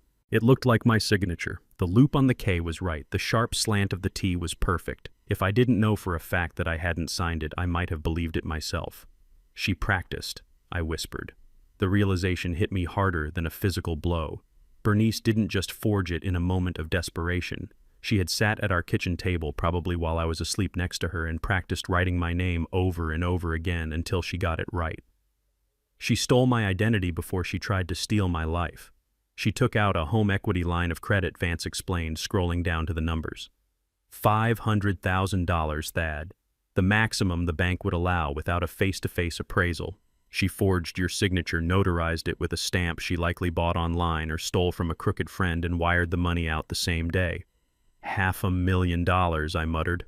I looked at the concrete floor, trying to process the magnitude of the theft. That house was supposed to be our sanctuary. She turned it into an ATM. Where did it go, Jeremiah? Did she buy jewelry? A condo in Florida? Vance shook his head. No, she didn't spend a dime of it on herself. She was acting as a conduit. Look at the transfer logs. He clicked a key and a new window popped up. It was a spider web of transactions, but they all flowed into one central drain. It went to 3 different shell companies, Vance said. But I ran a background check on the registered agents. They are all fronts for a holding company called Redline Auto. Redline, I repeated. The name sounded familiar. It wasn't a dealership, it was a chop shop. A notorious underground operation that the police had been trying to bust for years. They didn't just sell cars. They stripped high-end luxury vehicles stolen from the suburbs and shipped the parts overseas. Your stepson didn't just lose money at the poker table, Thad Vance said, taking off his glasses and rubbing the bridge of his nose. Dante is into these guys for $500,000. And knowing the people who run Redline, that isn't a debt you pay with a payment plan. That is a debt you pay with your life. I walked away from the computer and paced the length of the warehouse. I looked at my own collection of cars under the tarps. I treated machines with respect. I restored them. Dante was involved with people who butchered them. It makes sense, I said, my voice echoing in the large space. That is why he was so desperate for the inheritance. He wasn't trying to maintain a lifestyle. He was trying to stop a bullet. It gets worse, Vance said. You might want to sit down for this part. I remained standing. I don't need a chair, Jeremiah. Give it to me. Vance pulled up a series of emails he had intercepted from Dante's cloud account, the same account I had cracked earlier. Dante didn't just promise them the cash, Vance said. He promised them facilities. I froze. Facilities. Read the email, Vance said. I leaned in. The email was from Dante to an address simply labeled The Mechanic. It read, "Be patient. The old man is on his last legs. Once he is out of the picture, I get the keys to King Industries. The warehouse on 4th Street is perfect. Soundproof. Private. We can process 50 cars a week there. No one looks twice at a steel fabrication plant." The rage that surged through me was white hot. It wasn't about the money anymore. It was about the legacy. I had built King Industries from a single toolbox. I had hired men from the neighborhood who had prison records and gave them a second chance. I had built a place of honest labor. And Dante, he wanted to turn my cathedral of industry into a slaughterhouse for stolen property. He wanted to use my name, my reputation, to launder dirty money for a gang. He wasn't going to sell the business. I realized my hands clenching into fists so tight my knuckles popped. He was going to rot it from the inside out. He was going to destroy everything I built. He is a dead man, I whispered. Not a threat, a fact. If the law doesn't get him, these Redline guys will when he fails to deliver. But here is the final twist, Vance said, and there was a note of admiration in his voice. A dark, twisted admiration. We always thought Tiffany was just the greedy wife, right? The Lady Macbeth, whispering in his ear. She is the one pushing for the conservatorship, I said. She is the brains. She is the brains. All right, Vance agreed. But she isn't on Dante's team. He switched screens one last time. This was a bank statement from an account in the Cayman Islands. While Bernice was forging your signature to save her son and Dante was selling your business to the mob to save his skin, Tiffany was executing her own exit strategy, Vance explained. He pointed to a series of withdrawals from the joint checking account she shared with Dante. They were small enough to avoid federal flagging but frequent, 9,000 here, 8,000 there. Over the last year, she had siphoned off nearly $100,000. But she didn't use it to pay Dante's debts, Vance said. She moved it here, an account solely in her name. And look at this. He pulled up a flight confirmation. One way. Chicago to Paris. Leaving this Friday. She is leaving him, I said, putting the pieces together. She knows Dante is drowning, Vance said. She knows the mob is coming. She pushed for the conservatorship and the quick payout not to save Dante, but to grab one last chunk of your estate before she disappears. She was going to let Dante take the fall. She was going to let Bernice go down for the forgery. And she was going to be sipping wine in France while your family burned to the ground. I stood in the center of the warehouse surrounded by the silent ghosts of my machines. The scope of the betrayal was breathtaking. It wasn't a conspiracy, it was a Shark Tank. They were all eating each other, and I was just the bait they were fighting over. Bernice was a criminal out of twisted maternal love. Dante was a criminal out of stupidity and fear. But Tiffany was a criminal out of pure, cold-blooded calculation. She was the most dangerous one of them all. I looked at the monitor at the flight itinerary. Friday. 2 days from now. She thinks she is leaving, I said softly. Vance looked at me. What are you thinking, Thad? We have enough here to send them all to prison for 20 years. Fraud, forgery, conspiracy, money laundering. I can call the FBI right now. No, I said, not yet. Why, Vance asked, surprised. Because prison is too easy, I said. Prison gives them 3 meals a day. Prison gives them an excuse to be victims. I want something else. I walked over to the safe in the corner, the real safe. I spun the dial.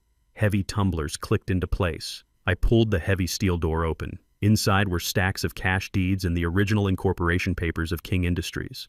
I grabbed a stack of cash and tossed it onto the desk next to Vance's computer. I want to destroy them, Jeremiah, but not with handcuffs. I want to destroy them with the truth. I want them to tear each other apart. How, Vance asked. Tiffany wants to leave on Friday, I asked. Let's make sure she makes her flight. But let's make sure she doesn't go alone. And Dante owes the mob a warehouse. Let's invite his creditors to a meeting. I turned to Vance, a plan forming in my mind that was as precise and ruthless as a military operation. You said Dante promised them the warehouse once I was out of the picture. Yes. Then let's take me out of the picture, I said. Vance looked at me, confusion clouding his face. You want to fake your death again. No, I said. I want to give them exactly what they want. I want to give them the victory. I want Bernice to think she has the house.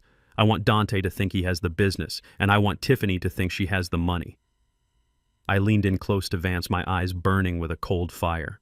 And then when they are standing on top of the mountain, drunk on their own success, thinking they have finally gotten away with it, I want to pull the rug out.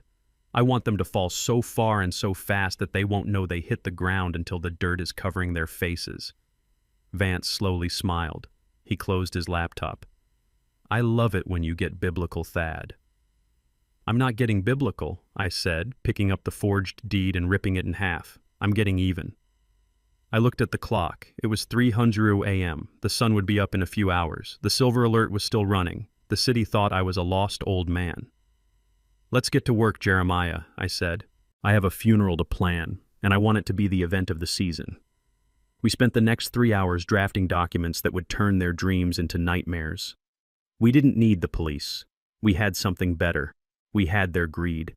And greed, as I had learned a long time ago, was the easiest trap to bait. By the time dawn broke over the industrial park, the plan was set. I wasn't Thaddeus King, the victim, anymore. I was the puppet master. And it was time to make my dolls dance. Disappearing is an art form. Most people think it is about running away, about finding a beach in Mexico and drinking margaritas while the world forgets your name. But real disappearing, the kind that keeps you alive when wolves are hunting you, is about control. It is not about absence. It is about creating a presence that is so convincing, so final, that your enemies stop looking over their shoulders. I didn't just need to leave town, I needed to die. Or at least I needed the version of Thaddeus King they were hunting to cease to exist. I sat in the warehouse, the air cold and smelling of iron and grease, and I made the call to Big Mike. It was a request that would have made a lesser man hang up the phone, but Mike just listened, grunted, and asked what time. 2 hours later, a beat-up Ford sedan painted to match the color of the truck I usually drove for work was pushed off a pier into the dark, churning waters of the Calumet River. It wasn't my truck, of course. My truck was safe inside the warehouse. But to a traffic camera at night and to a witness paid $50 to look the other way, it was a tragedy waiting to make the 6 o'clock news. I watched the report on the small television in my office. The anchorwoman, looking grave, announced that a vehicle matching the description of the missing endangered senior Thaddeus King had been seen plunging into the water. Divers were en route, she said, but given the currents and the freezing temperatures, hope was slim.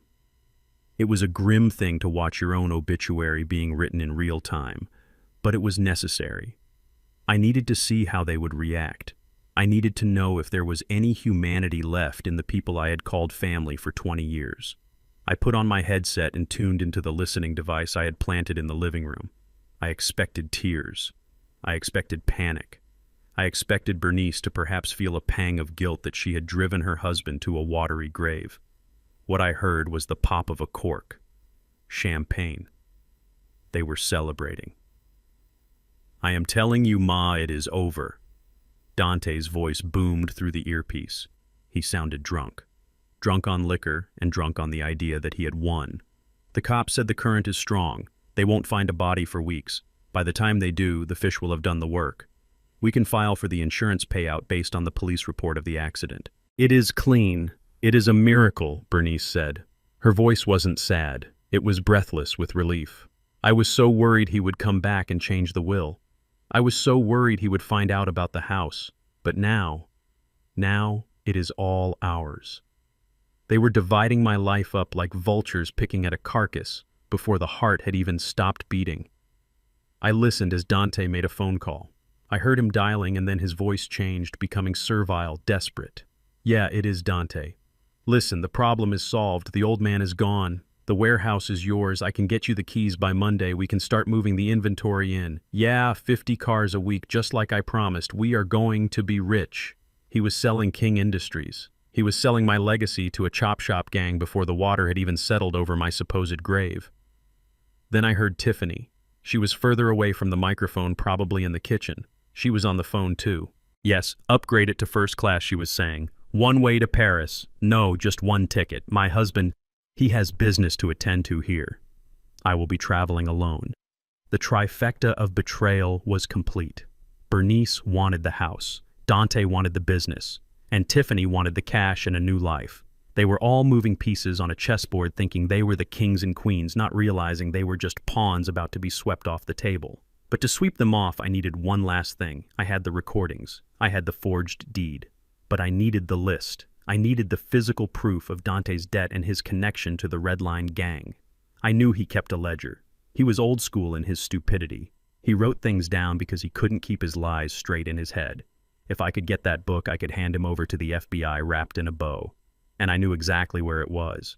He kept it in the false bottom of his sneaker box in his old bedroom at our house. He thought it was clever. He didn't know I had watched him hide his weed there when he was 16. I couldn't send Vance. I couldn't send the police. I had to go myself.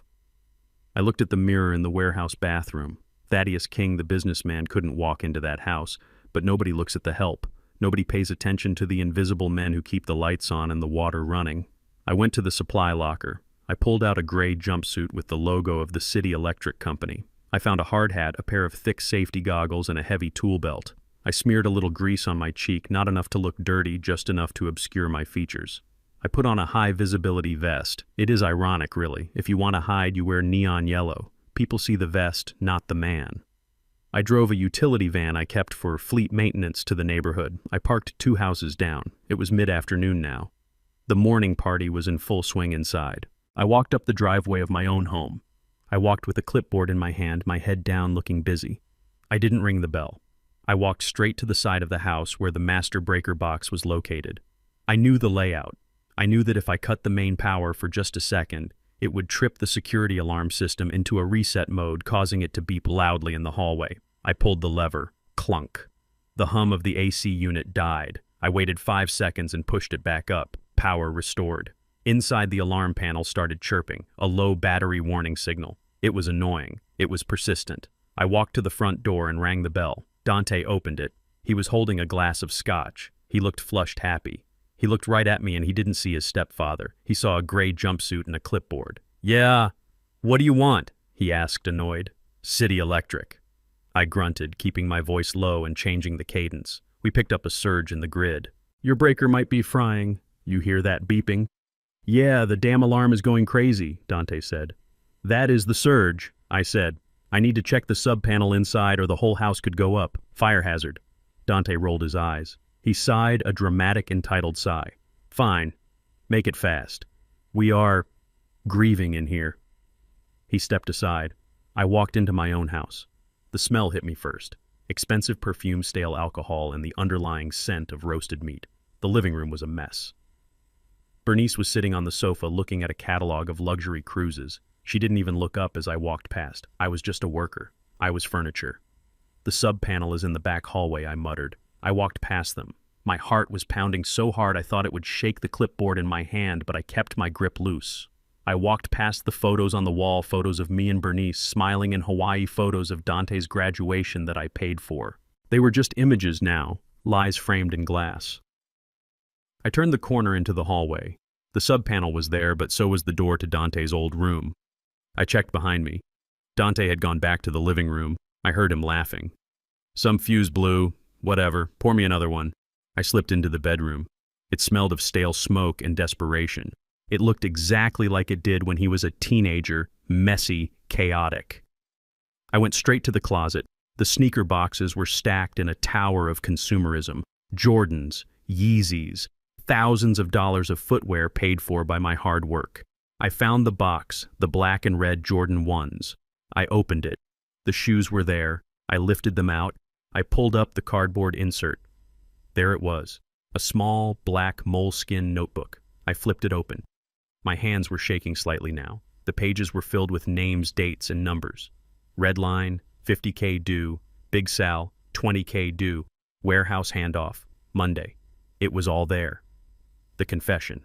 The motive. The death sentence. I slipped the notebook into my tool belt under the hammer loop. I turned to leave and the doorknob turned. I froze. The door opened and Tiffany walked in. She was on her phone whispering furiously. She didn't see me immediately because she was looking down, checking her nails. "I said I need the transfer to clear by tonight," she hissed. "If the old man is dead, the accounts might get frozen for probate. I need to move the rest of it now." She looked up. She saw me standing in the closet doorway. For a second time, stopped.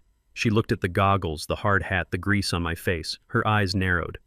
She was sharper than Dante. She sensed something. "Who are you?" she asked, lowering the phone. "What are you doing in here? The electric panel is in the hall." "Checking the outlets, ma'am," I said, making my voice gravelly. "Surge blew out the sockets in this room. Just testing the current." I held up a voltage tester, creating a menacing click. She stared at me. She looked at my hands. My hands are distinct. Large, calloused, with a small scar on the left thumb from a welding accident in '84. I saw her gaze drift to that scar. I saw the recognition spark in her eyes. It started as confusion, then morphed into shock. Her mouth opened to scream. I didn't give her the chance. I stepped forward, invading her space, using my size to intimidate. I put a finger to my lips, the universal sign for silence. But I didn't say, "Shh." I leaned in, and in my normal voice, the voice of the man who owned the house she was standing in, I whispered, "Don't miss your flight, Tiffany. Paris is beautiful this time of year." Her face went white. Pure, ghostly white. She stumbled back, dropping her phone. She hit the doorframe. She couldn't breathe. She couldn't speak. She was looking at a ghost. I walked past her. I walked right out of the bedroom. I walked down the hall, past Dante, who was pouring a drink, past Bernice, who was dreaming of the ocean. "All good folks," I called out as I reached the front door. "Just a loose wire. You are safe now." I walked out the front door, down the driveway, and got into the van. I didn't run. I drove away at the speed limit. In the rearview mirror, I saw the front door open. Tiffany stumbled out, looking around wildly, gasping for air. but I was already turning the corner. I had the book, I had the leverage, and I had planted the seed of absolute terror in the heart of the smartest enemy I had. She wouldn't tell them. I knew she wouldn't. She would run. She would run faster than before because now she knew the dead man was walking. And when she ran, the whole house of cards would come crashing down. I patted the notebook in my belt. The funeral was going to be a hell of a show. And I had the guest list right here. The pepperoni pizza on the paper plate in front of me was cold. The grease had congealed into little orange pools, but I ate it anyway. I wasn't eating for pleasure. I was fueling a machine. My body was that machine. And right now it was running on caffeine, adrenaline, and a cold, simmering rage that kept my hands steady while my world burned down on a 24-inch LCD screen. I sat in the darkness of the warehouse office, surrounded by the smell of motor oil and dust, watching the local news. The chyron at the bottom of the screen read, "Breaking news tragedy at Calumet River." The volume was turned up, filling the small concrete room with the polished, practiced voice of a reporter standing in the rain. Behind him, the flashing lights of police cruisers and emergency vehicles painted the night in strokes of chaotic blue and red. And behind them, a crane was hoisting a dripping, mud-caked Ford sedan out of the black water. It looked like a carcass. The windshield was shattered. The roof was caved in. It was a violent, ugly thing to look at, and for a split second, a shiver ran down my spine. That was supposed to be my tomb. If I had been a weaker man, if I had been the confused, senile old fool they painted me to be, I would be inside that crushed metal right now, my lungs filled with river water, my story ending in silence. But I wasn't in the river. I was in a chair, wiping tomato sauce from my lip, watching my murderers perform the greatest show of their lives. The camera cut from the car to a podium set up under a police tent, and there she was. Bernice. She was wearing black. Not just any black, but a dress I recognized. It was the dress she bought for her mother's funeral 5 years ago. It was modest, elegant, and screamed grief.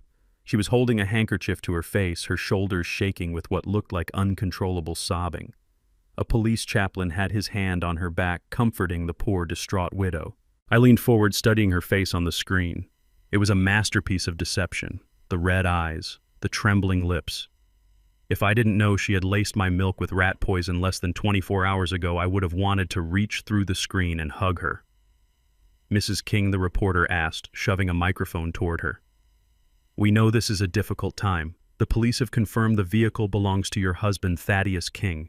They haven't found a body yet, but given the conditions." Bernice looked up. She looked directly into the camera lens. She wasn't looking at the audience. She was looking at the insurance adjuster she hoped was watching. He was so confused. Bernice sobbed, her voice breaking perfectly. "We tried to stop him. We tried to get help. The police came yesterday. We begged them to keep him safe. But the dementia, it just took him away from us. He didn't know what he was doing. He must have gotten lost and... oh, God." She collapsed into the chaplain's arms. I took a bite of the cold pizza. I chewed slowly, feeling the crunch of the crust. "Liar," I whispered. "You didn't beg them to keep me safe. You begged them to lock me up so you could steal the deed to the house." The narrative was being cemented in real time. Thaddeus King, the senile old man. Thaddeus King, the tragic accident. Thaddeus King, the burden that was finally gone. She was washing her hands of my murder by painting it as a medical inevitability. It was brilliant. It was clean. And it made me want to vomit. Then the camera panned to the right. Dante stepped into the frame. My stepson looked sharp. He was wearing a suit I had bought him for a job interview he never went to. He had his arm around Bernice, playing the dutiful, protective son. But I saw the sweat on his upper lip. I saw the way his eyes darted around, not with grief, but with nervous energy. He was high on the adrenaline of getting away with it. "We are devastated," Dante said, his voice deep and somber. He was trying to sound like a man, but he just sounded like a boy wearing his father's shoes. Thaddeus was... he was a difficult man toward the end. The illness made him aggressive. But we loved him. We tried everything. He paused, looking down as if overcoming emotion. Then he looked up, and I saw the greed shine through his eyes like a beacon. "But we want to assure the community, and especially the employees and partners of King Industries, that the legacy will continue. My father, well, my stepfather, he built a great company. And even though he wasn't in his right mind recently, I know he would want us to keep it going. As his heir, I plan to step up immediately to ensure operations continue smoothly. We are asking for privacy and perhaps donations to the Alzheimer's Association in his name as we navigate this tragedy. I laughed. It was a harsh barking sound that echoed off the steel beams of the warehouse. Heir. He called himself the heir. The body wasn't even found because there was no body, and he was already claiming the throne. And donations, he was asking for money. He was probably already calculating how much he could skim off the top of a charity drive. I looked at the time on the screen. It was the 10 o'clock news. They were live. They were confident. They thought the river had swallowed the truth. I put the pizza crust down on the desk. I wiped my hands on a shop rag. "You want a legacy, Dante?" I said to the screen. "I will give you a legacy." I turned to my laptop. The external hard drive I had rescued from the house was plugged in, its little blue light blinking steadily. I opened the folder labeled Garage Security Backup. I clicked on the file dated 2 days ago. Timestamp 2:14 p.m. The video player opened. The image was crisp and clear in black and white. It showed the interior of my garage. It showed the pristine Mustang.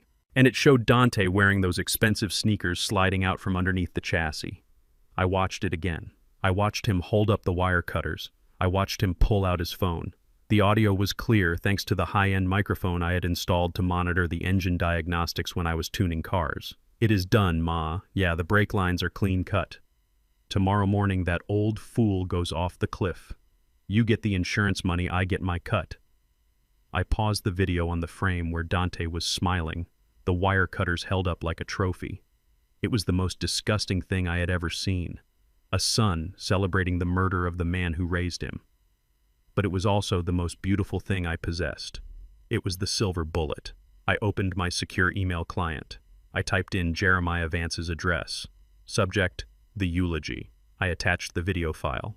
I also attached the audio file from the living room, the one where Tiffany outlined the plan to commit me to the asylum and the one where Bernice discussed the poison. I typed a short message. "Jerome, here is the movie for the funeral. Do not share it with the police yet. The police will just arrest them. I want to break them first. Bring the projector to the service. And bring the biggest screen you can find." I hit send. I watched the progress bar crawl across the screen. Sending. Sending. Sent. I leaned back in my chair. On the TV, the reporter was wrapping up. "A tragic end for a local businessman," he said solemnly. "Thaddeus King dead at 72. Not dead," I corrected him. "Just undercover." I looked at the image of Bernice and Dante hugging on the screen. They looked so relieved. They looked like they had just dropped a heavy weight. They had no idea that the weight wasn't gone. It was just hanging over their heads, suspended by a thread that I was holding. And I was about to cut it. I closed the laptop. I picked up the last slice of pizza. It was cold, it was rubbery, and it was the best meal I had ever tasted. "Enjoy the party, folks," I whispered, "because the hangover is going to be lethal." I stood up and walked over to the cot where Buster was sleeping. I patted his head.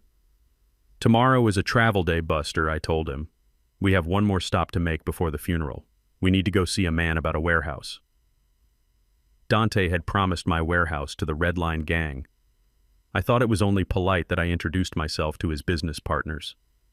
After all, if they were expecting a delivery on Monday, I didn't want to disappoint them. I just wanted to make sure they knew exactly who was signing the receipt. The news ended. A commercial for detergent came on. I turned off the TV. The warehouse plunged back into silence. But it wasn't an empty silence anymore. It was the silence of a predator waiting in the tall grass. The trap was set. The bait was taken. Now all I had to do was wait for the snap. Divide and conquer.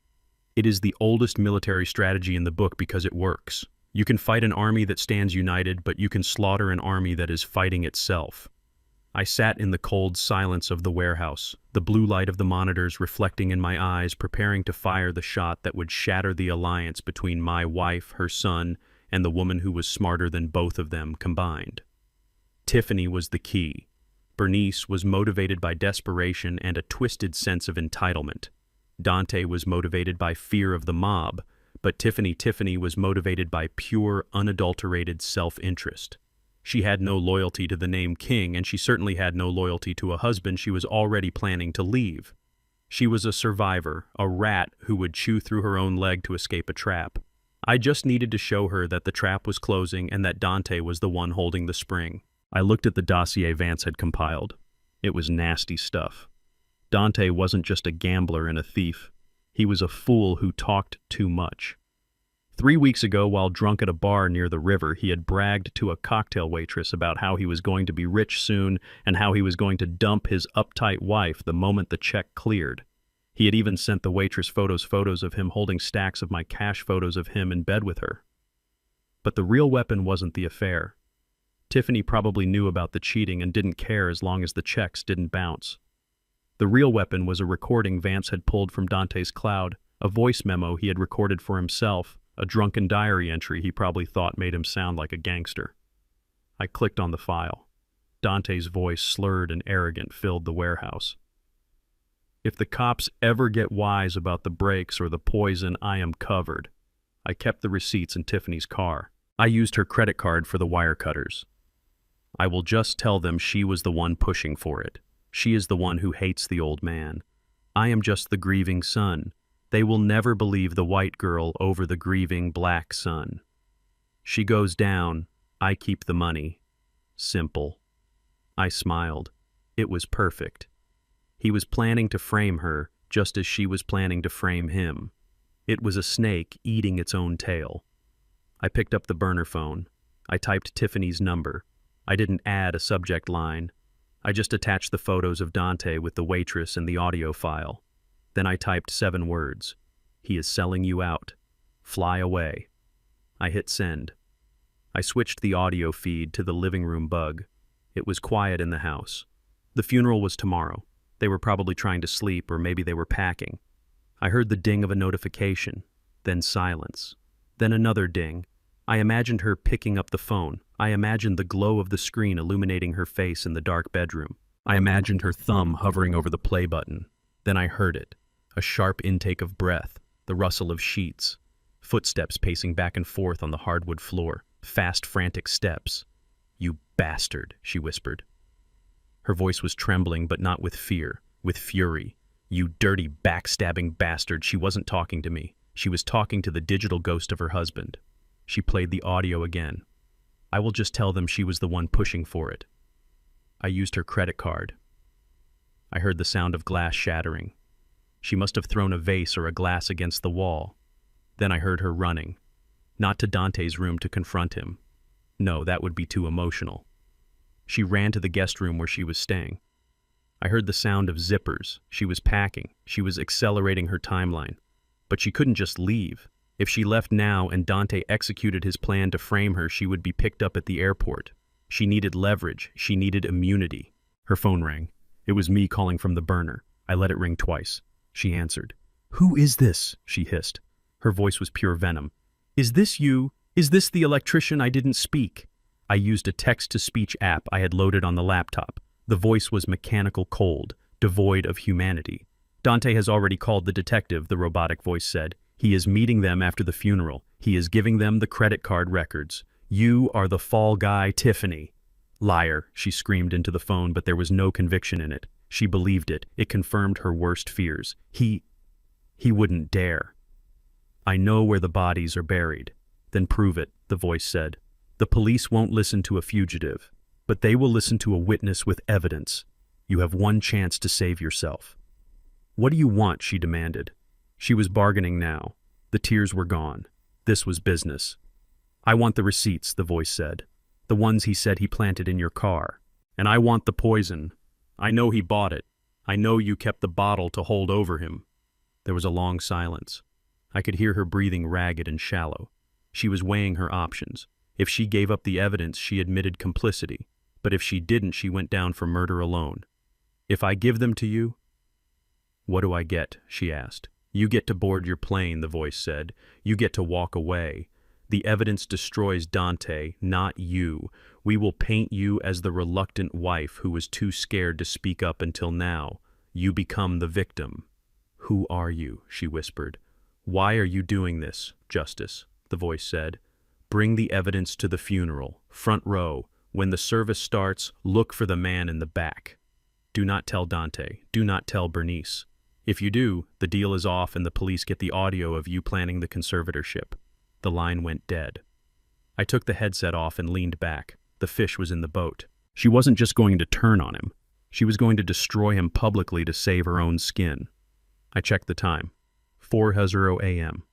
The funeral was at 10:00. I had one last thing to prepare. I opened the safe and pulled out my own suit, a black three-piece wool suit that I usually wore to board meetings.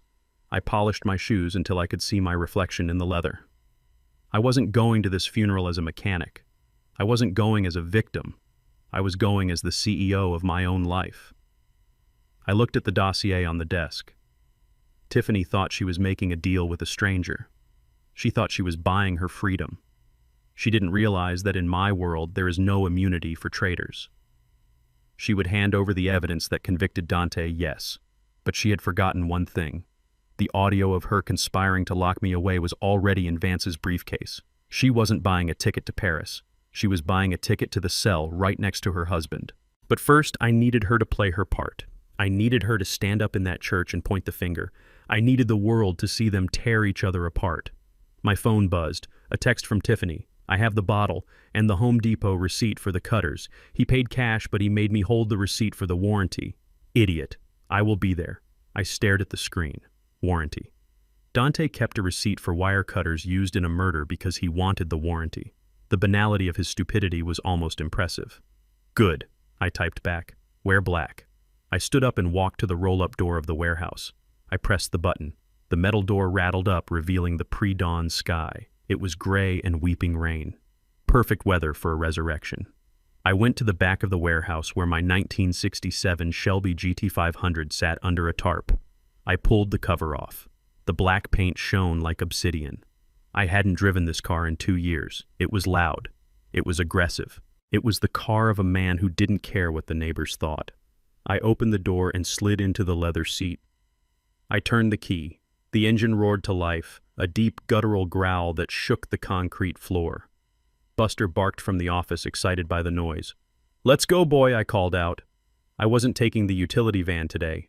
I was driving the Shelby. I wanted them to hear me coming before they saw me. I wanted the ground to shake while they were reading their fake eulogies. I drove out into the rain, the tires slick on the wet pavement. The city was waking up unaware that a dead man was driving through its streets. I felt a strange sense of calm. The anger was gone, replaced by a cold, sharp clarity. They had tried to bury me in the dark. They had tried to erase my mind. They had tried to sell my legacy for scraps. Today I was going to remind them who built the roof they were sleeping under, and then I was going to pull it down on top of their heads. The rain was falling in sheets against the stained glass windows of St. Jude's Cathedral, a rhythmic drumming that sounded like fingers tapping impatiently on a table. It was fitting weather for a funeral with no body of service for a man who was sitting in a black muscle car a block away, watching the mourners arrive through the rhythmic sweep of windshield wipers. I adjusted the rearview mirror, checking my tie. I wasn't wearing the grease-stained jumpsuit of a mechanic or the hospital gown of a dementia patient. I was wearing a bespoke Italian suit, charcoal gray, the kind of suit that commands silence when you walk into a boardroom. My reflection stared back at me hard and unyielding. The eyes were the same, but the man behind them had changed. The Thaddeus King who built a business on trust and handshakes was gone, drowned in the metaphorical river of betrayal. The man sitting in the Shelby was something else entirely. I was the reckoning. I watched as the cars pulled up. There were so many of them.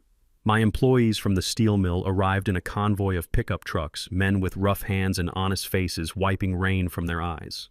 Big Mike was there, looking uncomfortable in a suit that was 2 sizes too small, holding a bouquet of lilies like they were fragile glass. Seeing the genuine grief etched into the lines of their faces caused a lump to form in my throat.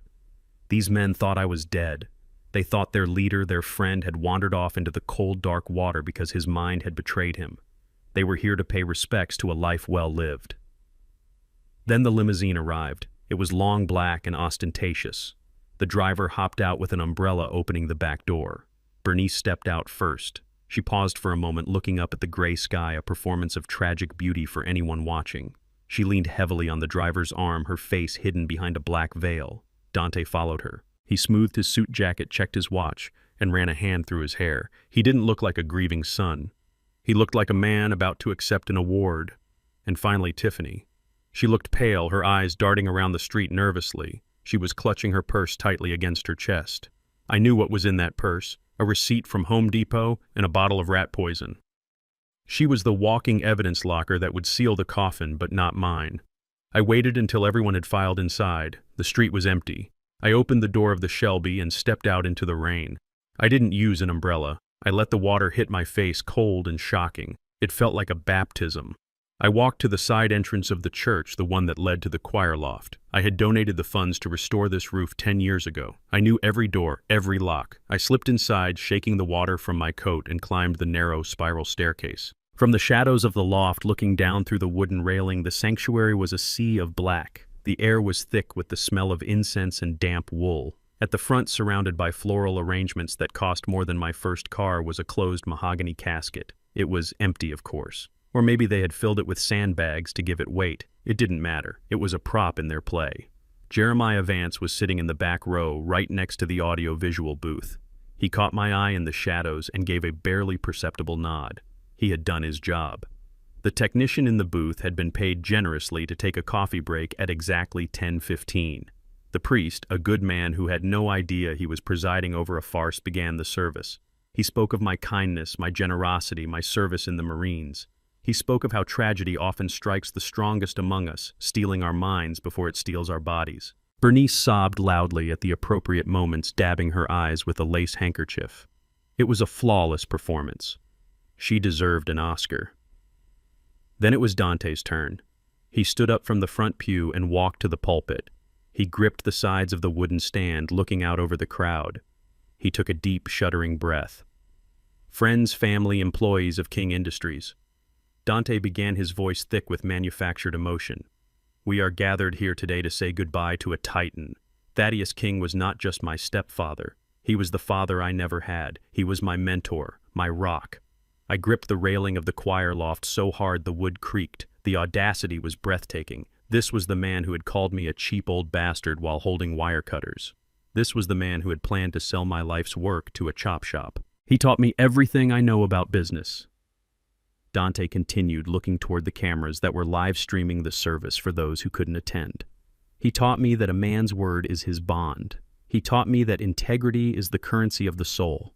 It breaks my heart that in his final days his mind was so clouded by illness that he didn't know how much we loved him. He paused to wipe a tear, a single perfect tear. I know there are rumors, Dante said, lowering his voice to a conspiratorial whisper.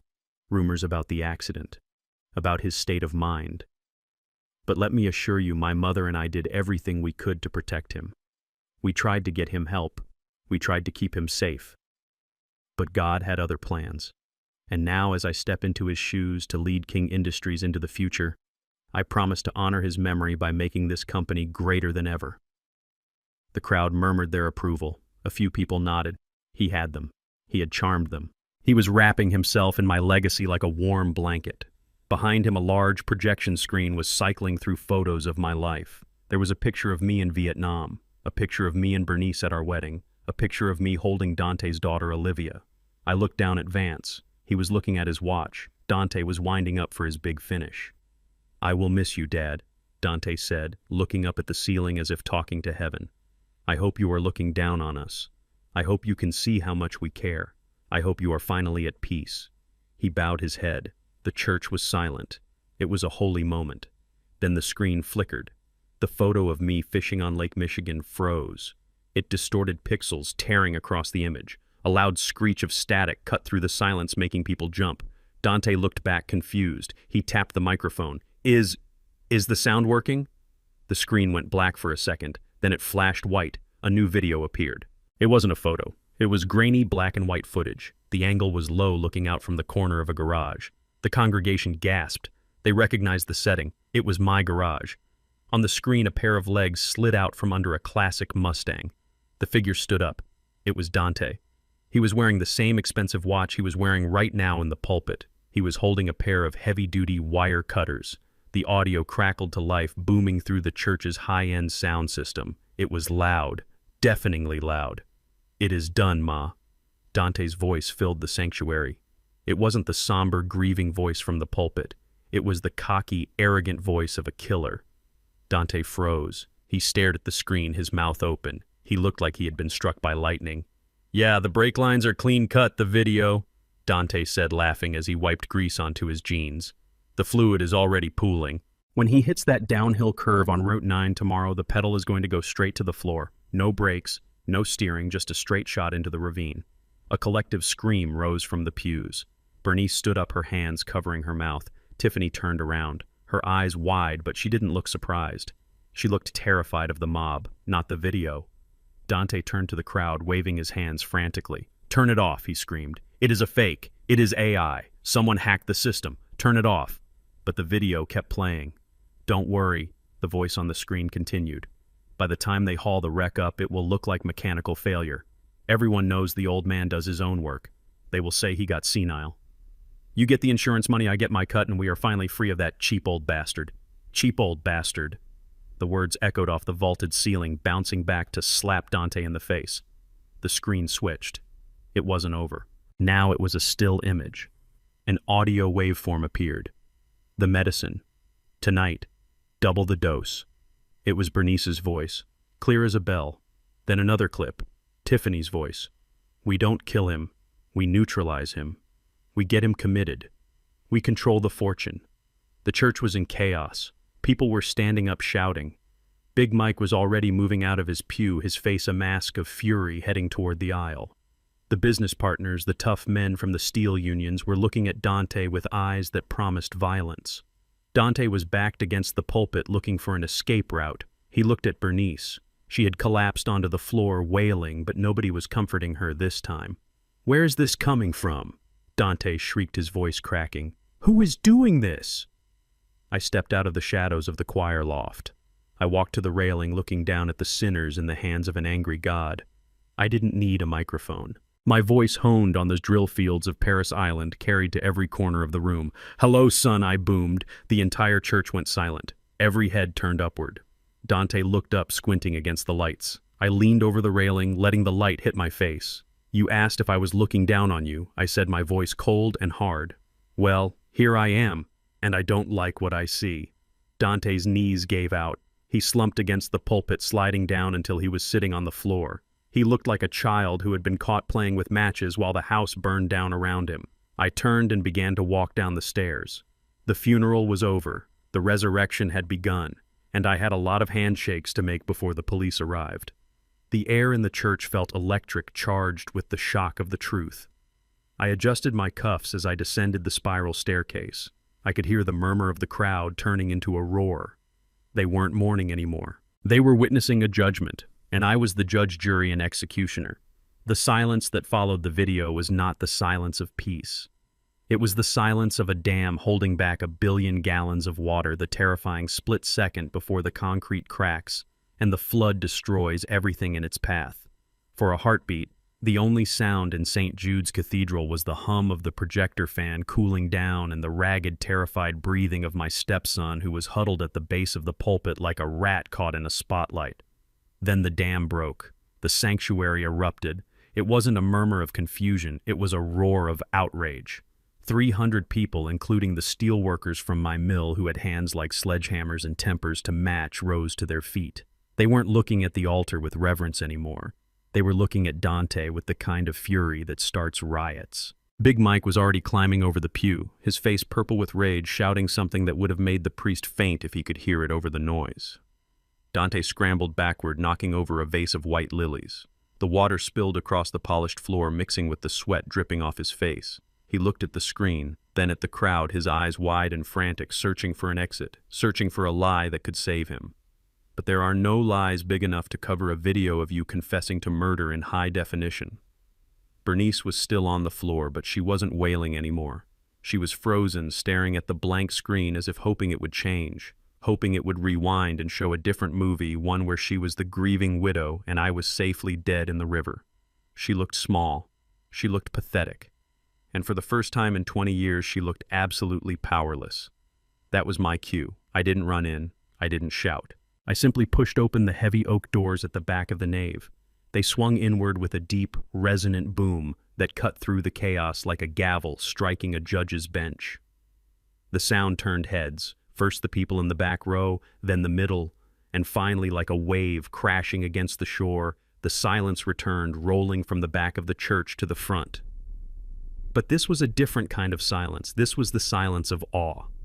I stepped into the aisle. I wasn't wearing the gray jumpsuit. I wasn't wearing the flannel shirt or the oil-stained work boots they were used to seeing me in. I was wearing a three-piece suit cut from charcoal Italian wool tailored to fit my shoulders perfectly. My shirt was crisp white silk. My tie was a deep blood red. And on my feet, instead of heavy steel-toed boots, I wore hand-stitched leather Oxfords that shone like black mirrors. I walked down the center aisle. My cane tapped against the stone floor, not because I needed it, but because it set the rhythm. Click, step, click, step. It was the sound of a clock counting down the remaining seconds of their freedom. The crowd parted for me. People I had known for decades, neighbors who had only ever seen me under the hood of a car, gasped. They didn't recognize me at first. They saw the posture. They saw the clothes. They saw the power radiating off me like heat off an engine block. Is that, Thad, someone whispered. No, another voice answered. That is Mr. King. I kept my eyes locked on the altar. I didn't look at the police officers who had quietly entered from the side doors led by Jeremiah Vance. I didn't look at Tiffany, who was clutching her purse in the front row, her face the color of ash. I only looked at Dante. He was trying to stand up, slipping in the spilled flower water. He grabbed the edge of the casket to hoist himself up the empty casket he had bought to bury a lie. When he finally got to his feet, he saw me. He blinked. He rubbed his eyes. He shook his head violently as if trying to wake up from a nightmare. Dad, he croaked. His voice was a broken thing. You are dead. The car. The river. I stopped 10 feet away from him. I planted my cane on the floor and rested both hands on the silver handle. I looked him up and down, taking in the cheap suit, the trembling hands, the utter lack of spine. I am not a ghost, Dante, I said. My voice was calm, deep, and amplified by the acoustics of the church. I am the man who taught you how to tie your shoes. I am the man who paid for your private school. And I am the man whose brake lines you cut with a pair of $20 pliers. Dante stumbled back, hitting the pulpit. No, it was a joke. The video is a fake. It is a deep fake. I never did that. Ma, tell him it is a lie. He looked at Bernice for help, but Bernice couldn't speak. She was staring at me, her eyes locked on my suit. She was processing something that terrified her more than the police. She was processing the fact that the husband she thought she knew, the simple man she planned to discard, was standing there looking like a king. I took another step forward. You want to talk about jokes, Dante, I asked. The joke is that you thought you were smart enough to kill a man who survived the Tet offensive. You thought you could sell my company to a chop shop and walk away with a fortune. I reached into my jacket pocket. Dante flinched, thinking I had a gun. The police officers tensed. But I didn't pull out a weapon. I pulled out a small black notebook. I tossed it onto the floor at his feet. It landed with a heavy thud. Your ledger, son, I said. I believe you left this in your old sneaker box. It has all the names. The Red Line Gang, the debts, the dates. Dante looked at the book. His knees gave out again, and he slid down the front of the pulpit. He knew it was over. The video was bad, but the book was a death sentence. That is when the police moved in. Jeremiah Vance nodded to the detective. 4 officers marched up the aisle. They didn't run. They didn't need to. The targets weren't going anywhere. Dante King, you are under arrest for attempted murder, conspiracy, and fraud, the detective said, pulling Dante to his feet and spinning him around. The handcuffs clicked shut. Bernice finally found her voice. She scrambled to her feet, her veil tearing her hair wild. She pointed a shaking finger at me. You tricked us, she screamed. You evil, manipulative old man. You set us up. I looked at her. I didn't feel anger anymore. I just felt pity. I didn't set you up, Bernice, I said. I just let you be yourself. I gave you a rope and you tied the noose. She lunged at me, but a female officer caught her arm. Bernice struggled, her face twisted into a mask of pure hatred. You are nobody, she shrieked, spitting the words at me. You are nothing but a grease monkey, a dirty, low-class mechanic. You think that suit changes anything? You are still the man who comes home smelling like oil. You are a loser. Thad, a loser. The church went silent again. Her insults hung in the air, ugly and raw. She was trying to strip me of my dignity one last time. She was trying to remind everyone that I was just a laborer, and she was the one who deserved better. I started to speak to tell her that honest work was nothing to be ashamed of, but I was interrupted. "Excuse me, ma'am." The voice came from the third row. A man stood up. He was tall, wearing a suit that cost more than Bernice's entire wardrobe. He had gray hair and the bearing of a senator. It was Arthur Sterling, the CEO of Sterling Steel and one of the most powerful men in Chicago. He had been my business partner for 15 years, a silent partnership that we kept off the books to protect my privacy. Arthur walked out of the pew and stood next to me. He placed a hand on my shoulder. "I don't think you understand who you are speaking to," Arthur said, his voice dripping with icy politeness. Bernice stopped struggling. She looked at Arthur. She recognized him from the magazines she read from the charity galas she desperately wanted to be invited to. "Who are you?" she whispered. "I am Arthur Sterling," he said. "And this man, he isn't just a mechanic." Arthur turned to the crowd, raising his voice so the back row could hear. "Thaddeus King is the founder and majority shareholder of King Industries. He owns the patent for the hydraulic press system used in every automotive plant in the Midwest. He owns 40% of the industrial real estate in this district." Arthur looked back at Bernice, delivering the final blow with a smile that was sharp as a razor. "You called him a loser, Mrs. King. But the reality is, you have been sleeping next to a man worth $50 million for 20 years, and you were too busy looking down your nose at his work boots to notice the empire he built with his bare hands." Bernice's jaw dropped. The color drained from her face so fast she looked like a corpse. Her eyes went wide, darting from Arthur to me, then to the suit, then to the shoes. 50 million, she whispered. The number choked her. She looked at me with a new expression. It wasn't hatred, it was horror. It was the realization of what she had thrown away. She had tried to kill me for a $2 million insurance policy when she was married to a fortune 25 times that size. If she had just been a good wife, if she had just loved me, she would have had everything. I walked up to her. I leaned in close so only she could hear. "I was going to leave it all to you, Bernice," I said softly. "I had the papers drawn up last year. I wanted to surprise you for our anniversary. I wanted to take you on a cruise around the world. I wanted to give you the life you always wanted." I saw the tears well up in her eyes. Real tears this time. Tears of regret. Tears of absolute crushing loss. "But you wanted the quick cash," I said, straightening up. "You wanted the shortcut. Well, congratulations, Bernice. You got the house. But the bank is foreclosing on it tomorrow because the payments on that loan you took out are overdue. And the $50 million, that is going to a trust for children who actually appreciate the value of hard work. Officer, take her away." Bernice let out a wail that sounded like a wounded animal. She collapsed into the officer's arms, her legs refusing to hold her up. They had to drag her out of the church, her heels scraping against the stone floor, her screams echoing off the walls. "My money. It is my money. I am his wife." The doors slammed shut behind her, cutting off her screams. I turned back to the altar. Dante was already in cuffs, weeping silently. Tiffany was sitting in the front row, looking at me with a mixture of fear and hope. She thought her deal was still good. She thought she was safe. I caught Vance's eye. He gave me a small shake of his head. "Not yet. Let her sweat." I looked out at the congregation. My friends, my employees, my people. They were looking at me with shock, yes, but also with pride. They didn't care about the money.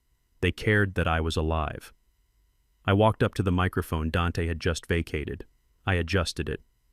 "I am sorry for the drama, folks," I said, my voice returning to the warm, rough cadence of Thaddeus the mechanic. But I couldn't let my own funeral go by without saying a few words. Laughter rippled through the room, nervous laughter but genuine. "There is pizza and beer at the warehouse," I said, "and everyone is on paid leave for the rest of the week. Let's go home." As the crowd erupted into cheers, I walked down the aisle out into the rain. The air tasted sweet. The weight was gone. I was alone, yes. My family was in handcuffs. But for the first time in a long time, I knew exactly who I was. And more importantly, I knew exactly who they were.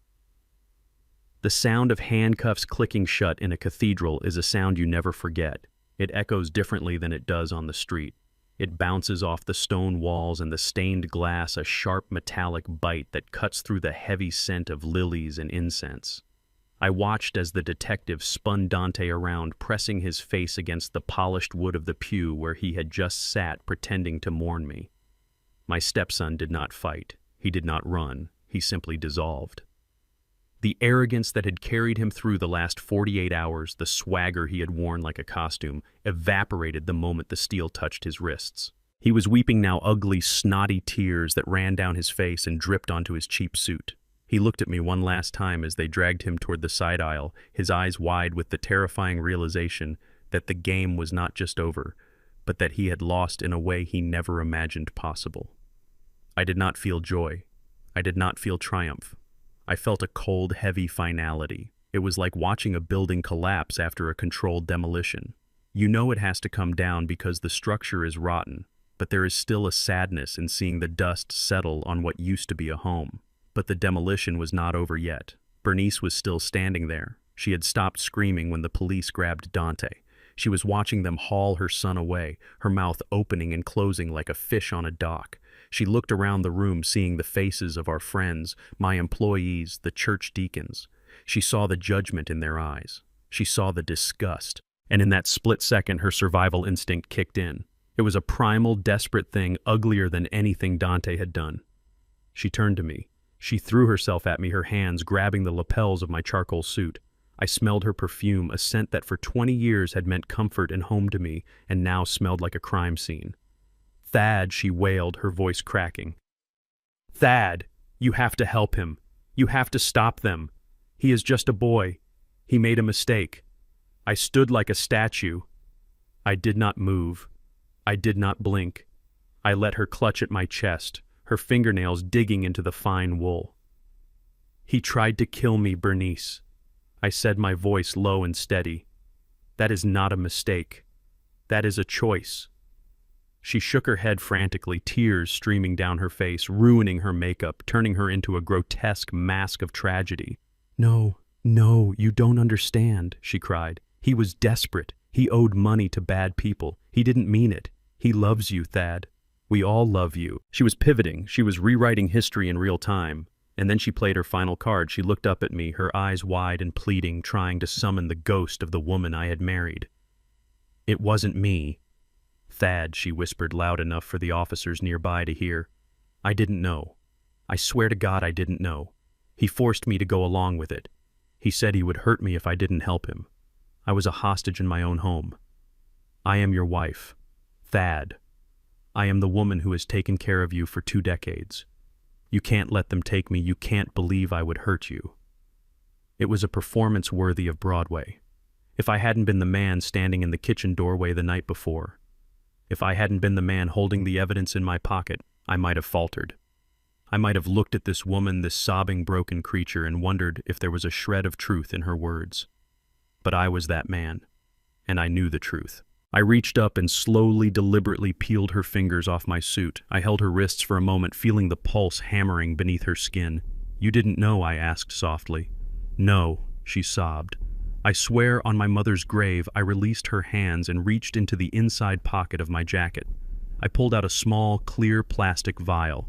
Inside, the residue of the warm milk and the undissolved white granules sat like a quiet accusation. I held it up to the light coming through the stained glass. Bernice froze. Her eyes locked onto the vial. Her breathing stopped. "Do you recognize this, Bernice?" I asked. She took a step back. She shook her head, but it was a weak, trembling motion. "This is the milk you brought to my room last night," I said, my voice rising so the detective could hear me. "The milk you made with nutmeg and cinnamon, just the way I like it. Except you added a new ingredient, didn't you, Thad?" "Please," she whispered. "I had it analyzed this morning at the lab," I continued, my voice hard as iron. "Do you know what they found? It wasn't nutmeg. It was arsenic-based rodenticide. Rat poison, Bernice. You didn't just want me dead. You wanted me to die foaming at the mouth in my own bed while you pretended to sleep down the hall." The gasps from the congregation were audible. People recoiled. To kill a man is one thing. To poison your husband with a glass of warm milk is a level of intimacy and betrayal that turns the stomach. "That is not true," she shrieked, but her voice was thin and reedy. "You planted that. You are trying to frame me." I looked at the detective. "Officer," I said, "this vial contains a lethal dose of poison administered by this woman. I also have an audio recording of her discussing the dosage with her daughter-in-law. She is not a hostage. She is not a victim. She is a co-conspirator in attempted murder. The detective stepped forward. He didn't look gentle this time. There is no chivalry for poisoners. Bernice King, you are under arrest, he said, grabbing her arm. Bernice screamed. It wasn't a word. It was a raw sound of terror. She tried to run, but there was nowhere to go. She tried to claw at the officer, but he spun her around and clamped the cuffs on her wrists. Thad, she screamed. Thad, I am your wife. We have a life together. Don't do this. I love you. I watched them drag her down the aisle. Her heels scraped against the stone floor, leaving black scuff marks on the pristine surface. She passed the pew where we had sat for Easter services, for Christmas masses, for weddings. She passed the people she had tried to impress for 20 years. And not a single person reached out a hand to help her. I love you too, Bernice, I whispered to the empty air. That is why this hurts. But love doesn't mean letting you kill me. As the doors swung shut behind her, wailing form, a silence fell over the church again. The air felt lighter, cleaner, as if a sickness had been purged. But we weren't done. I turned my attention to the front row. Tiffany was still sitting there. She hadn't moved during the chaos. She had sat perfectly still, clutching her purse, her eyes fixed on the floor. She looked like a statue of piety. She thought she was safe. She thought she was the smart one. She had delivered the evidence against Dante. She had played her part. She stood up slowly. She smoothed her black dress. She picked up her purse and turned toward the side exit, the one that led to the parking lot. She moved with the confidence of someone who has just pulled off the greatest heist of their life. She walked past the police officers, keeping her head down, trying to make herself invisible. She was 10 feet from the door when I spoke. Going somewhere, Tiffany. She stopped. She stiffened. She turned around slowly, a forced, tight smile plastered on her face. Thaddeus, she said, her voice trembling slightly. I just can't handle this. It is too much. I did what you asked. I brought the receipt. I brought the bottle. It is all on the pew. I need to go. I walked toward her. My cane clicked against the floor. You did good, Tiffany, I said. You gave us everything we needed to lock Dante away for 20 years. She let out a breath of relief. I am glad I could help, she said. I tried to stop him. Thad. You have to believe me. I was scared. I nodded slowly. I know you were scared. You were scared of the cartel. You were scared of being poor. And you were scared of getting caught. Her smile faltered.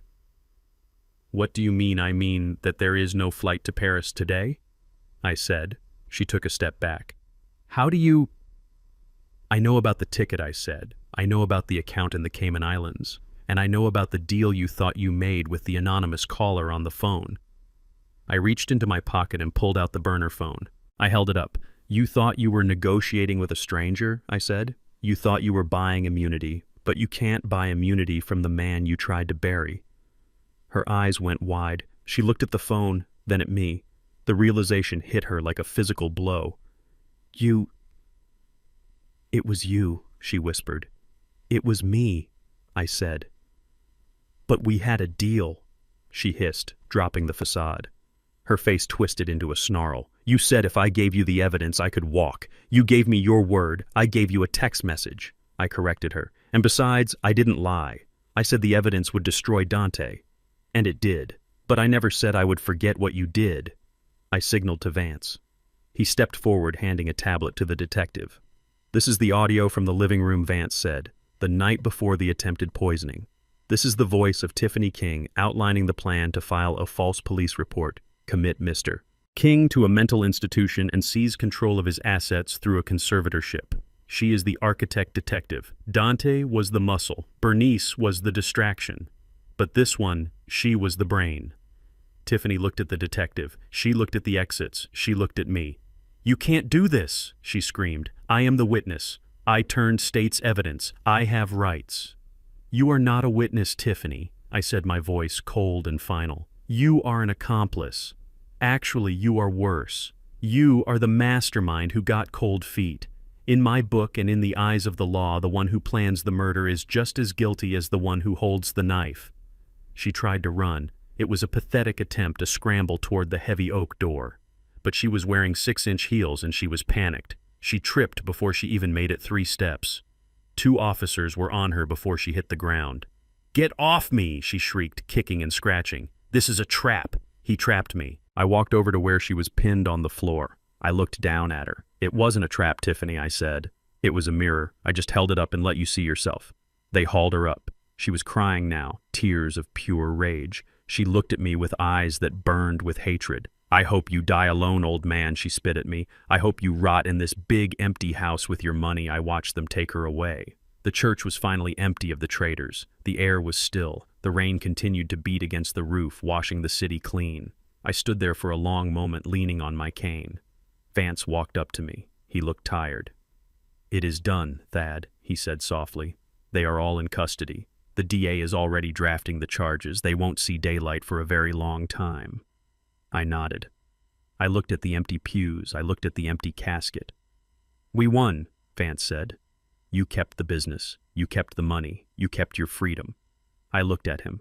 I felt a deep, aching exhaustion settle into my bones. "I kept the things, Jeremiah," I said, "but I lost the people." I turned and walked toward the door. The show was over. The audience had gone home, and the king was back on his throne. But as I walked out into the rain, I realized that a throne is a very lonely place to sit when the castle is empty. "Let's go," I said to Vance. "I have a company to run, and I need to buy some new locks for the front door." We walked out into the gray afternoon. The war was over. I had survived. But survival, I was learning, leaves scars that no amount of money can heal. I got into my Shelby, turned the key, and listened to the engine roar. It was a good sound. A strong sound. It was the sound of a life that kept moving forward no matter what tried to stop it. And for today, that was enough. 7 days. That is how long it took to dismantle a life that they had spent 20 years leeching off of. Most people think that when the handcuffs go on, the punishment begins.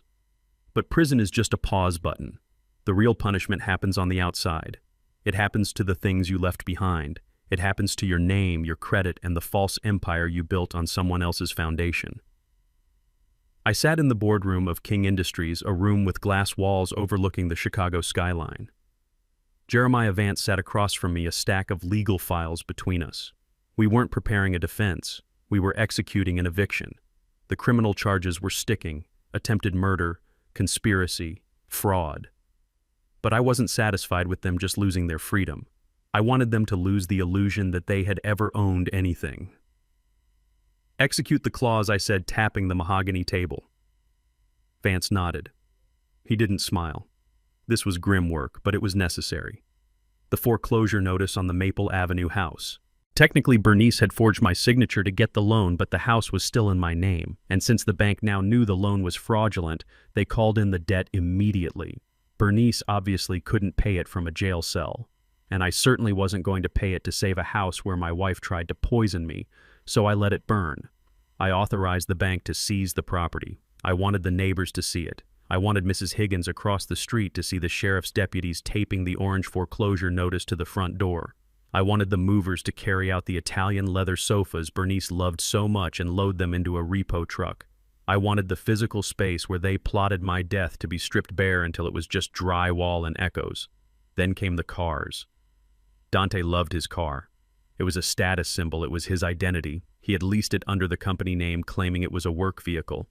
I revoked the lease. I stood by the window of my office and watched the tow truck pull into the lot below.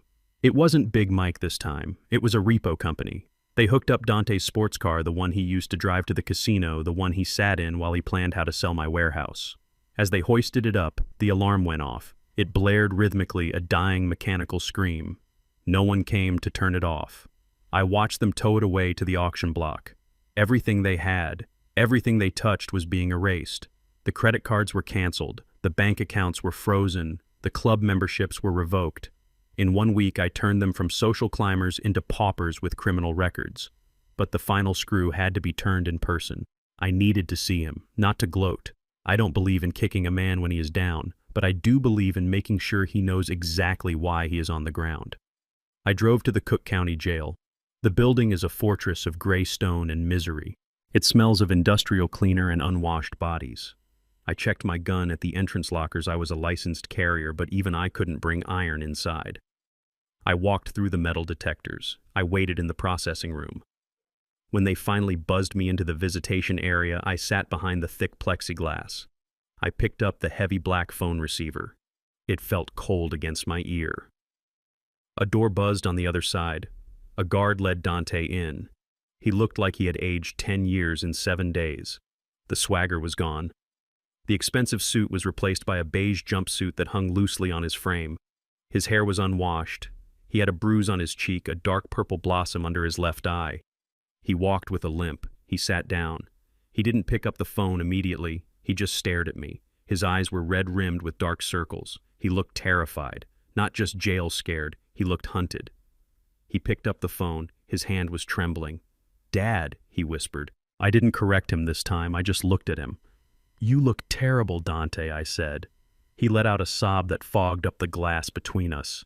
"You have to get me out of here," he pleaded. His voice was high, frantic. "You don't understand. They know I am here. Who I asked, though I already knew." "The red line," he hissed, looking over his shoulder at the other inmates in the room. "The guys I owe. They have people inside Thad. They know I didn't deliver the warehouse. They know the deal is dead." That bruise on my face. That was a welcome message from a guy in the laundry room. He said the interest rate just went up. He leaned in, pressing his forehead against the glass. "They are going to kill me, Dad.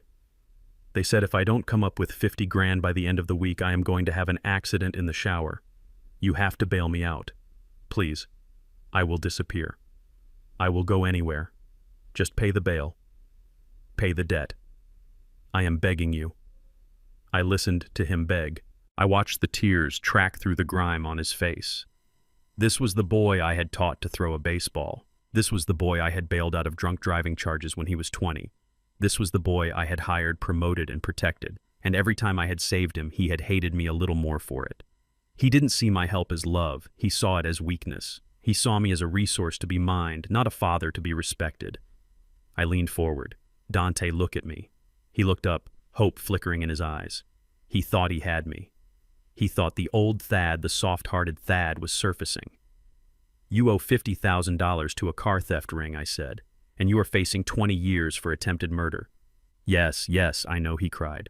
"But you have the money, Thad. You have millions. 50 grand is nothing to you. You can save my life. I have the money," I agreed. "I have a lot of money. I made it by building things. I made it by fixing things that were broken." I paused. "But I don't fix things that are rotten, Dante. I throw them away." The hope in his eyes died. It was replaced by a cold, dawning horror. What are you saying?" "I am saying that I am not posting your bail," I said calmly, "and I am certainly not paying your gambling debts." "But they will kill me," he screamed. The guard behind him took a step forward, warning him to keep it down. "That is between you and your creditors," I said. "You made a business deal, Dante. You promised them something you didn't own. Now you have to deal with the breach of contract." He slammed his fist against the glass. "I am your son," he shouted. "How can you leave me here to die? I am your family."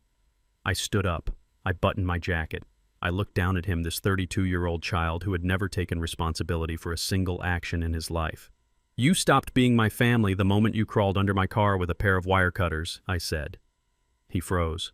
The mention of the act seemed to suck the air out of his lungs. "I didn't just fire a bad employee, Dante," I continued. "I fired a traitor. You wanted to inherit my life. You wanted to be the big man. Well, here is your chance. Being a man means cleaning up your own messes." I started to hang up the phone. "No, wait, Thad, Dad, please." I held the receiver halfway to the cradle. "And one more thing," I said. He looked at me, desperation etched into every line of his face. "Stop calling me Dad," I said. "I am not your father. I am the man who survived you." I hung up the phone. The click was final. Dante started screaming. He slammed his hands against the glass, mouthing words I couldn't hear, but I knew what they were. He was cursing me. He was begging me. He was bargaining with a God he hadn't prayed to in years. The guards grabbed him. They pulled him back. He struggled, his eyes locked on mine, wild with panic. He looked like a drowning man watching the only lifeboat row away. I turned my back on him. I walked out of the visitation room.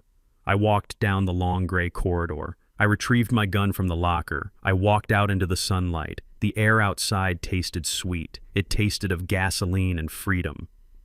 I got into my car. I checked my phone. There was a message from the bank. The foreclosure on the house was complete. The locks had been changed. I deleted the message. I didn't feel guilt.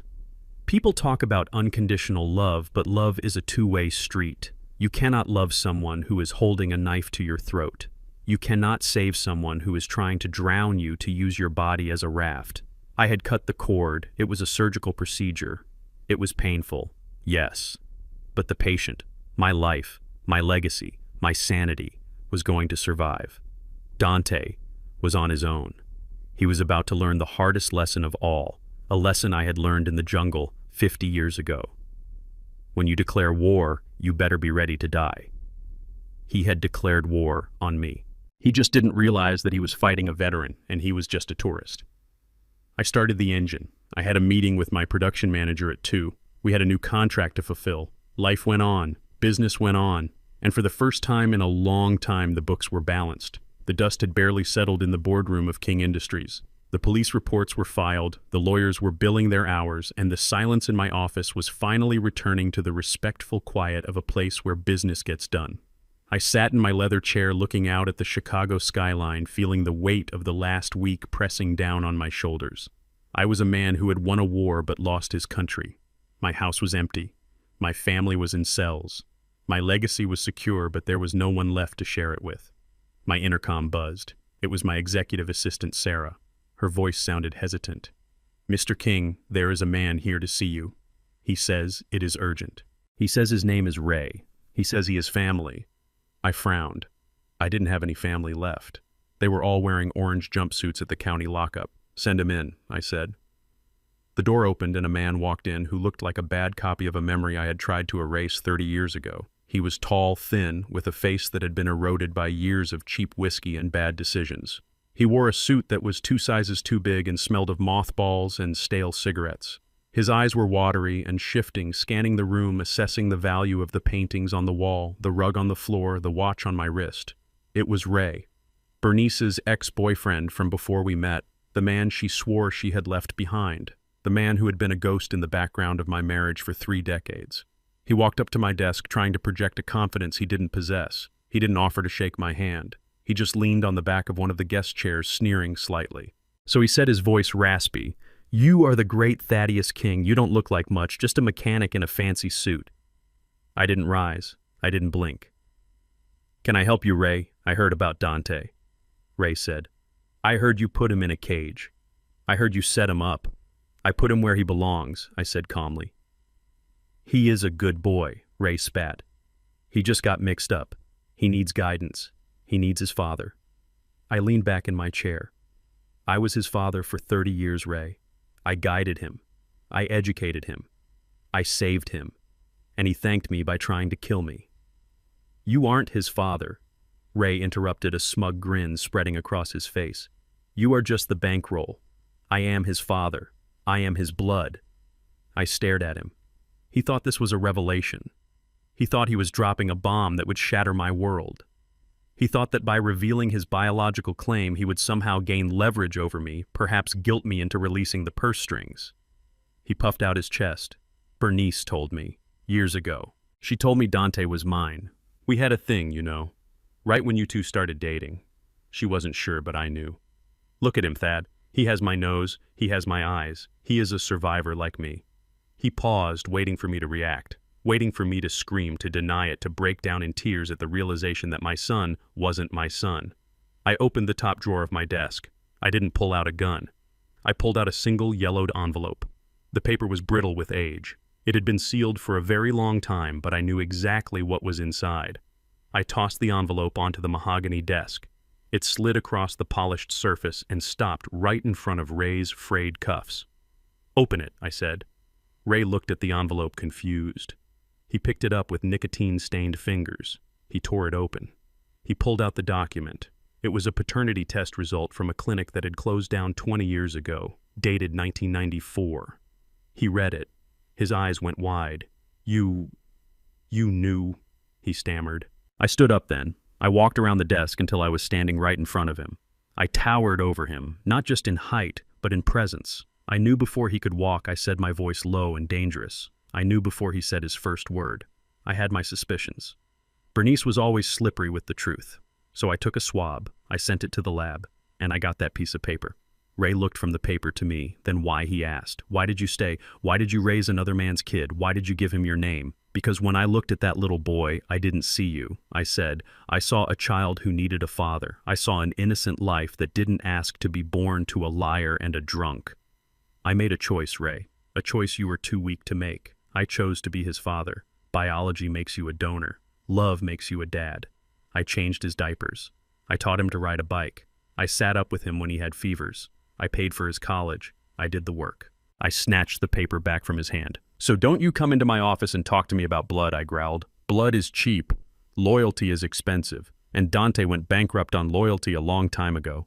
Ray stepped back, intimidated. He licked his lips, realizing his moral high ground had just evaporated. He shifted tactics. He was a hustler after all. Fine, he said, straightening his jacket. You knew. Whatever. But that doesn't change the law. I am his biological father. If you are disowning him, if you are throwing him away, then I am here to claim his rights. His rights, I asked. He has assets. Ray said, his greed showing through. He has a trust fund, right? He has shares in this company. If he is going to prison, someone needs to manage his affairs.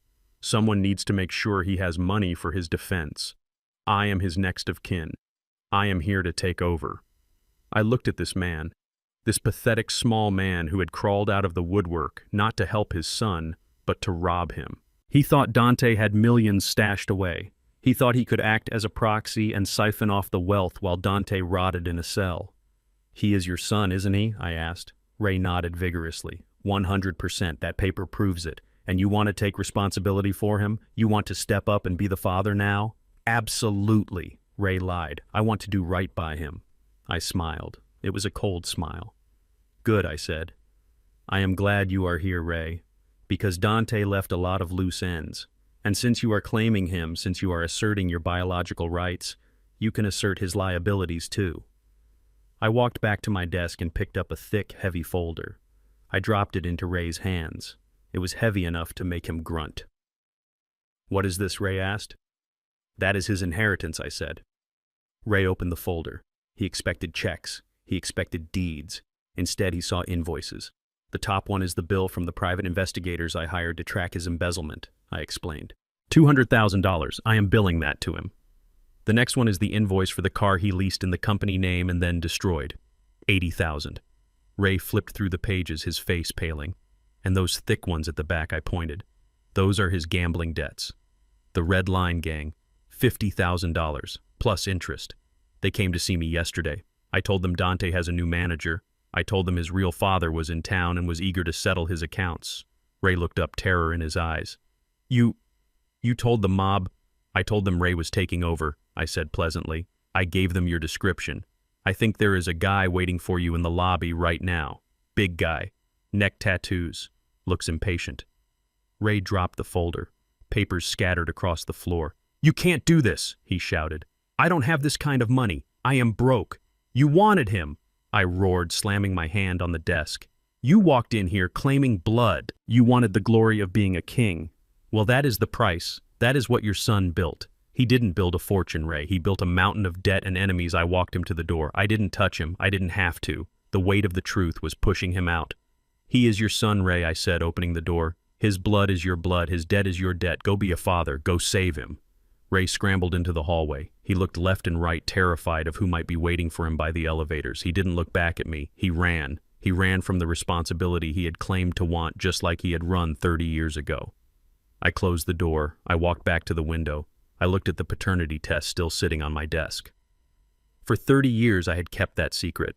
I had let Dante believe he was born into greatness because I wanted him to feel worthy. I wanted him to feel like he belonged.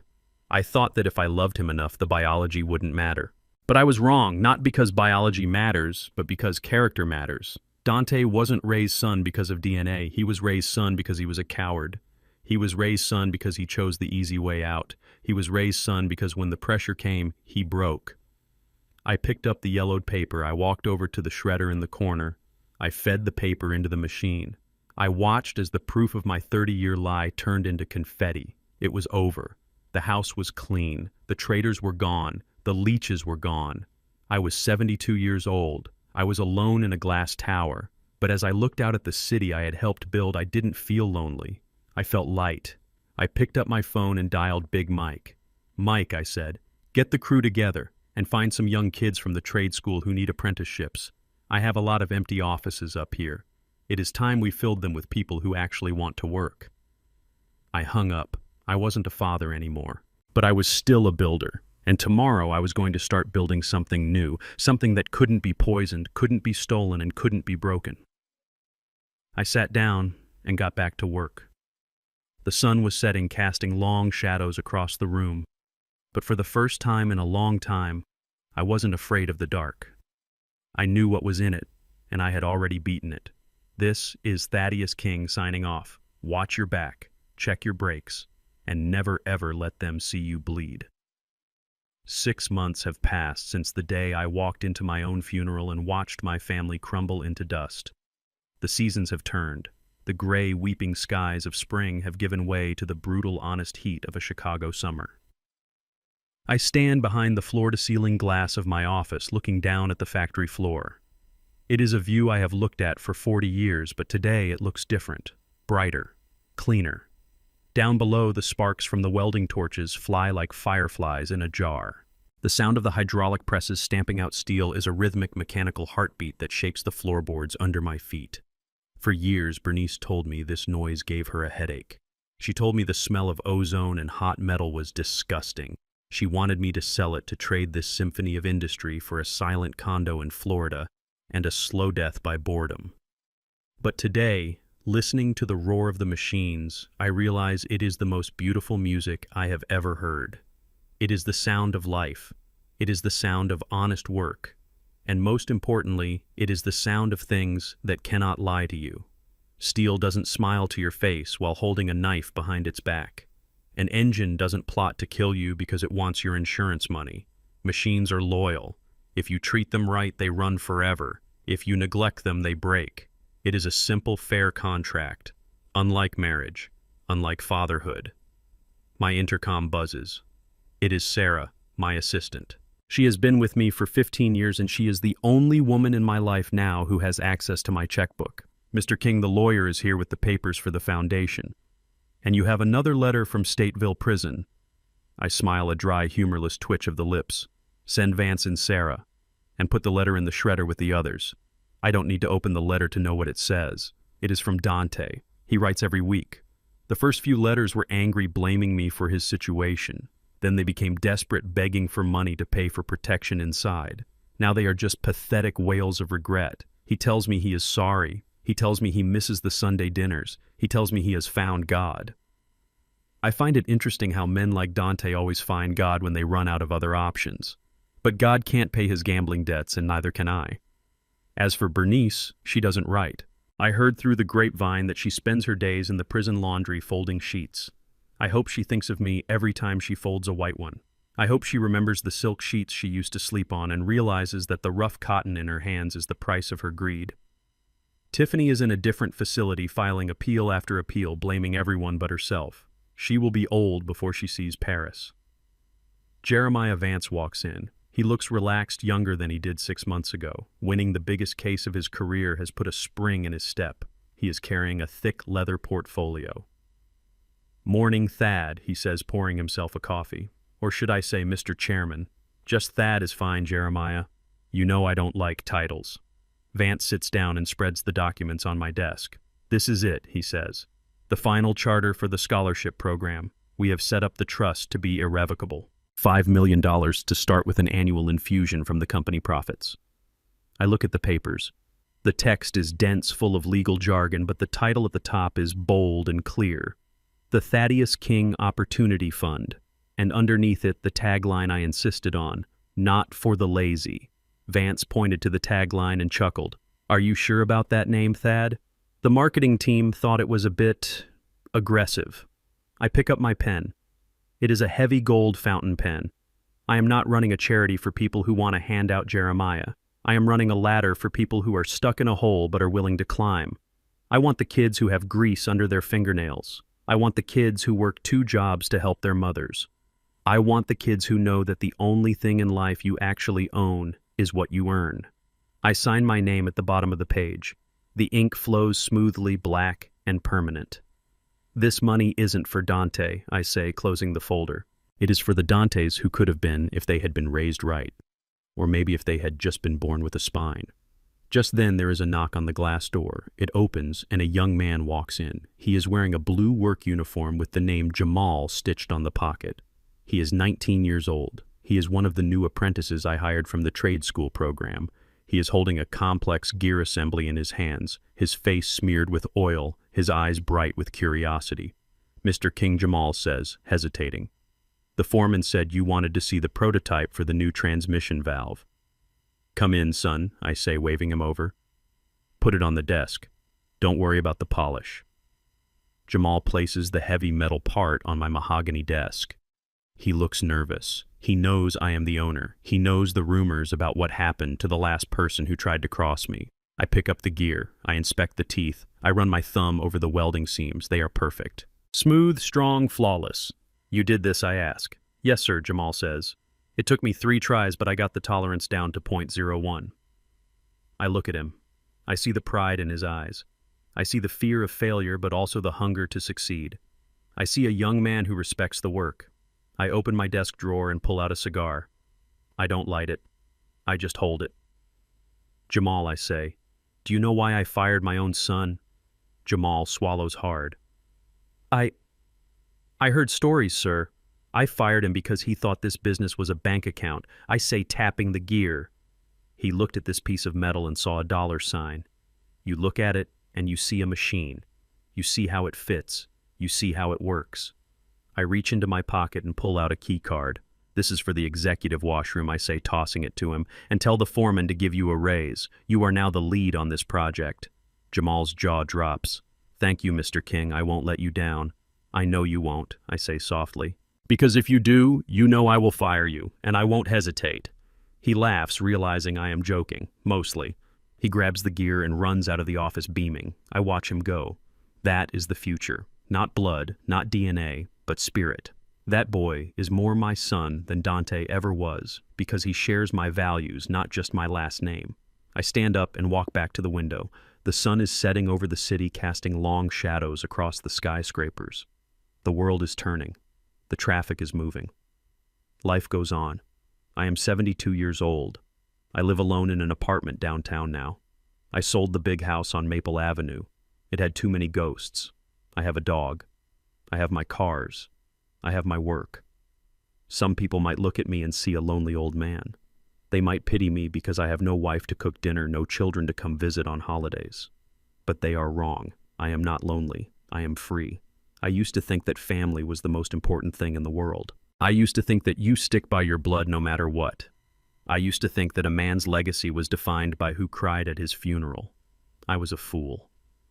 I press my hand against the cold glass, looking at my reflection. The man staring back is older, yes. He has more scars. But his eyes are clear. I used to think family was blood, but now I know family are the people who don't cut your brakes while you sleep. Family are the people who don't poison your milk. Family are the people who stand beside you when the world is burning, not the ones lighting the match. I turn off the lights in my office. The darkness is comforting. I am Thaddeus King. I survived the jungle. I survived the poverty. And I survived my own family. The king is back on his throne, and this time the castle is secure. Betrayal never comes from your enemies. It always comes from those you invite to your table. We spend our lives building castles for our loved ones, only to realize some of them are just waiting to sell the bricks the moment we close our eyes. True wealth isn't the millions in the bank or the properties you own. It's the ability to wake up in the morning knowing the person in the mirror didn't compromise their dignity for greed. Protect your heart, but never forget to protect your brakes. Blind trust is a luxury even the richest man cannot afford. If this story kept you on the edge of your seat, please hit that like button and subscribe to the channel. It helps more than you know. And I want to hear from you. Have you ever had to cut toxic family out of your life to save yourself? Let me know your story in the comments below. Stay strong, stay sharp, and I'll see you in the next video.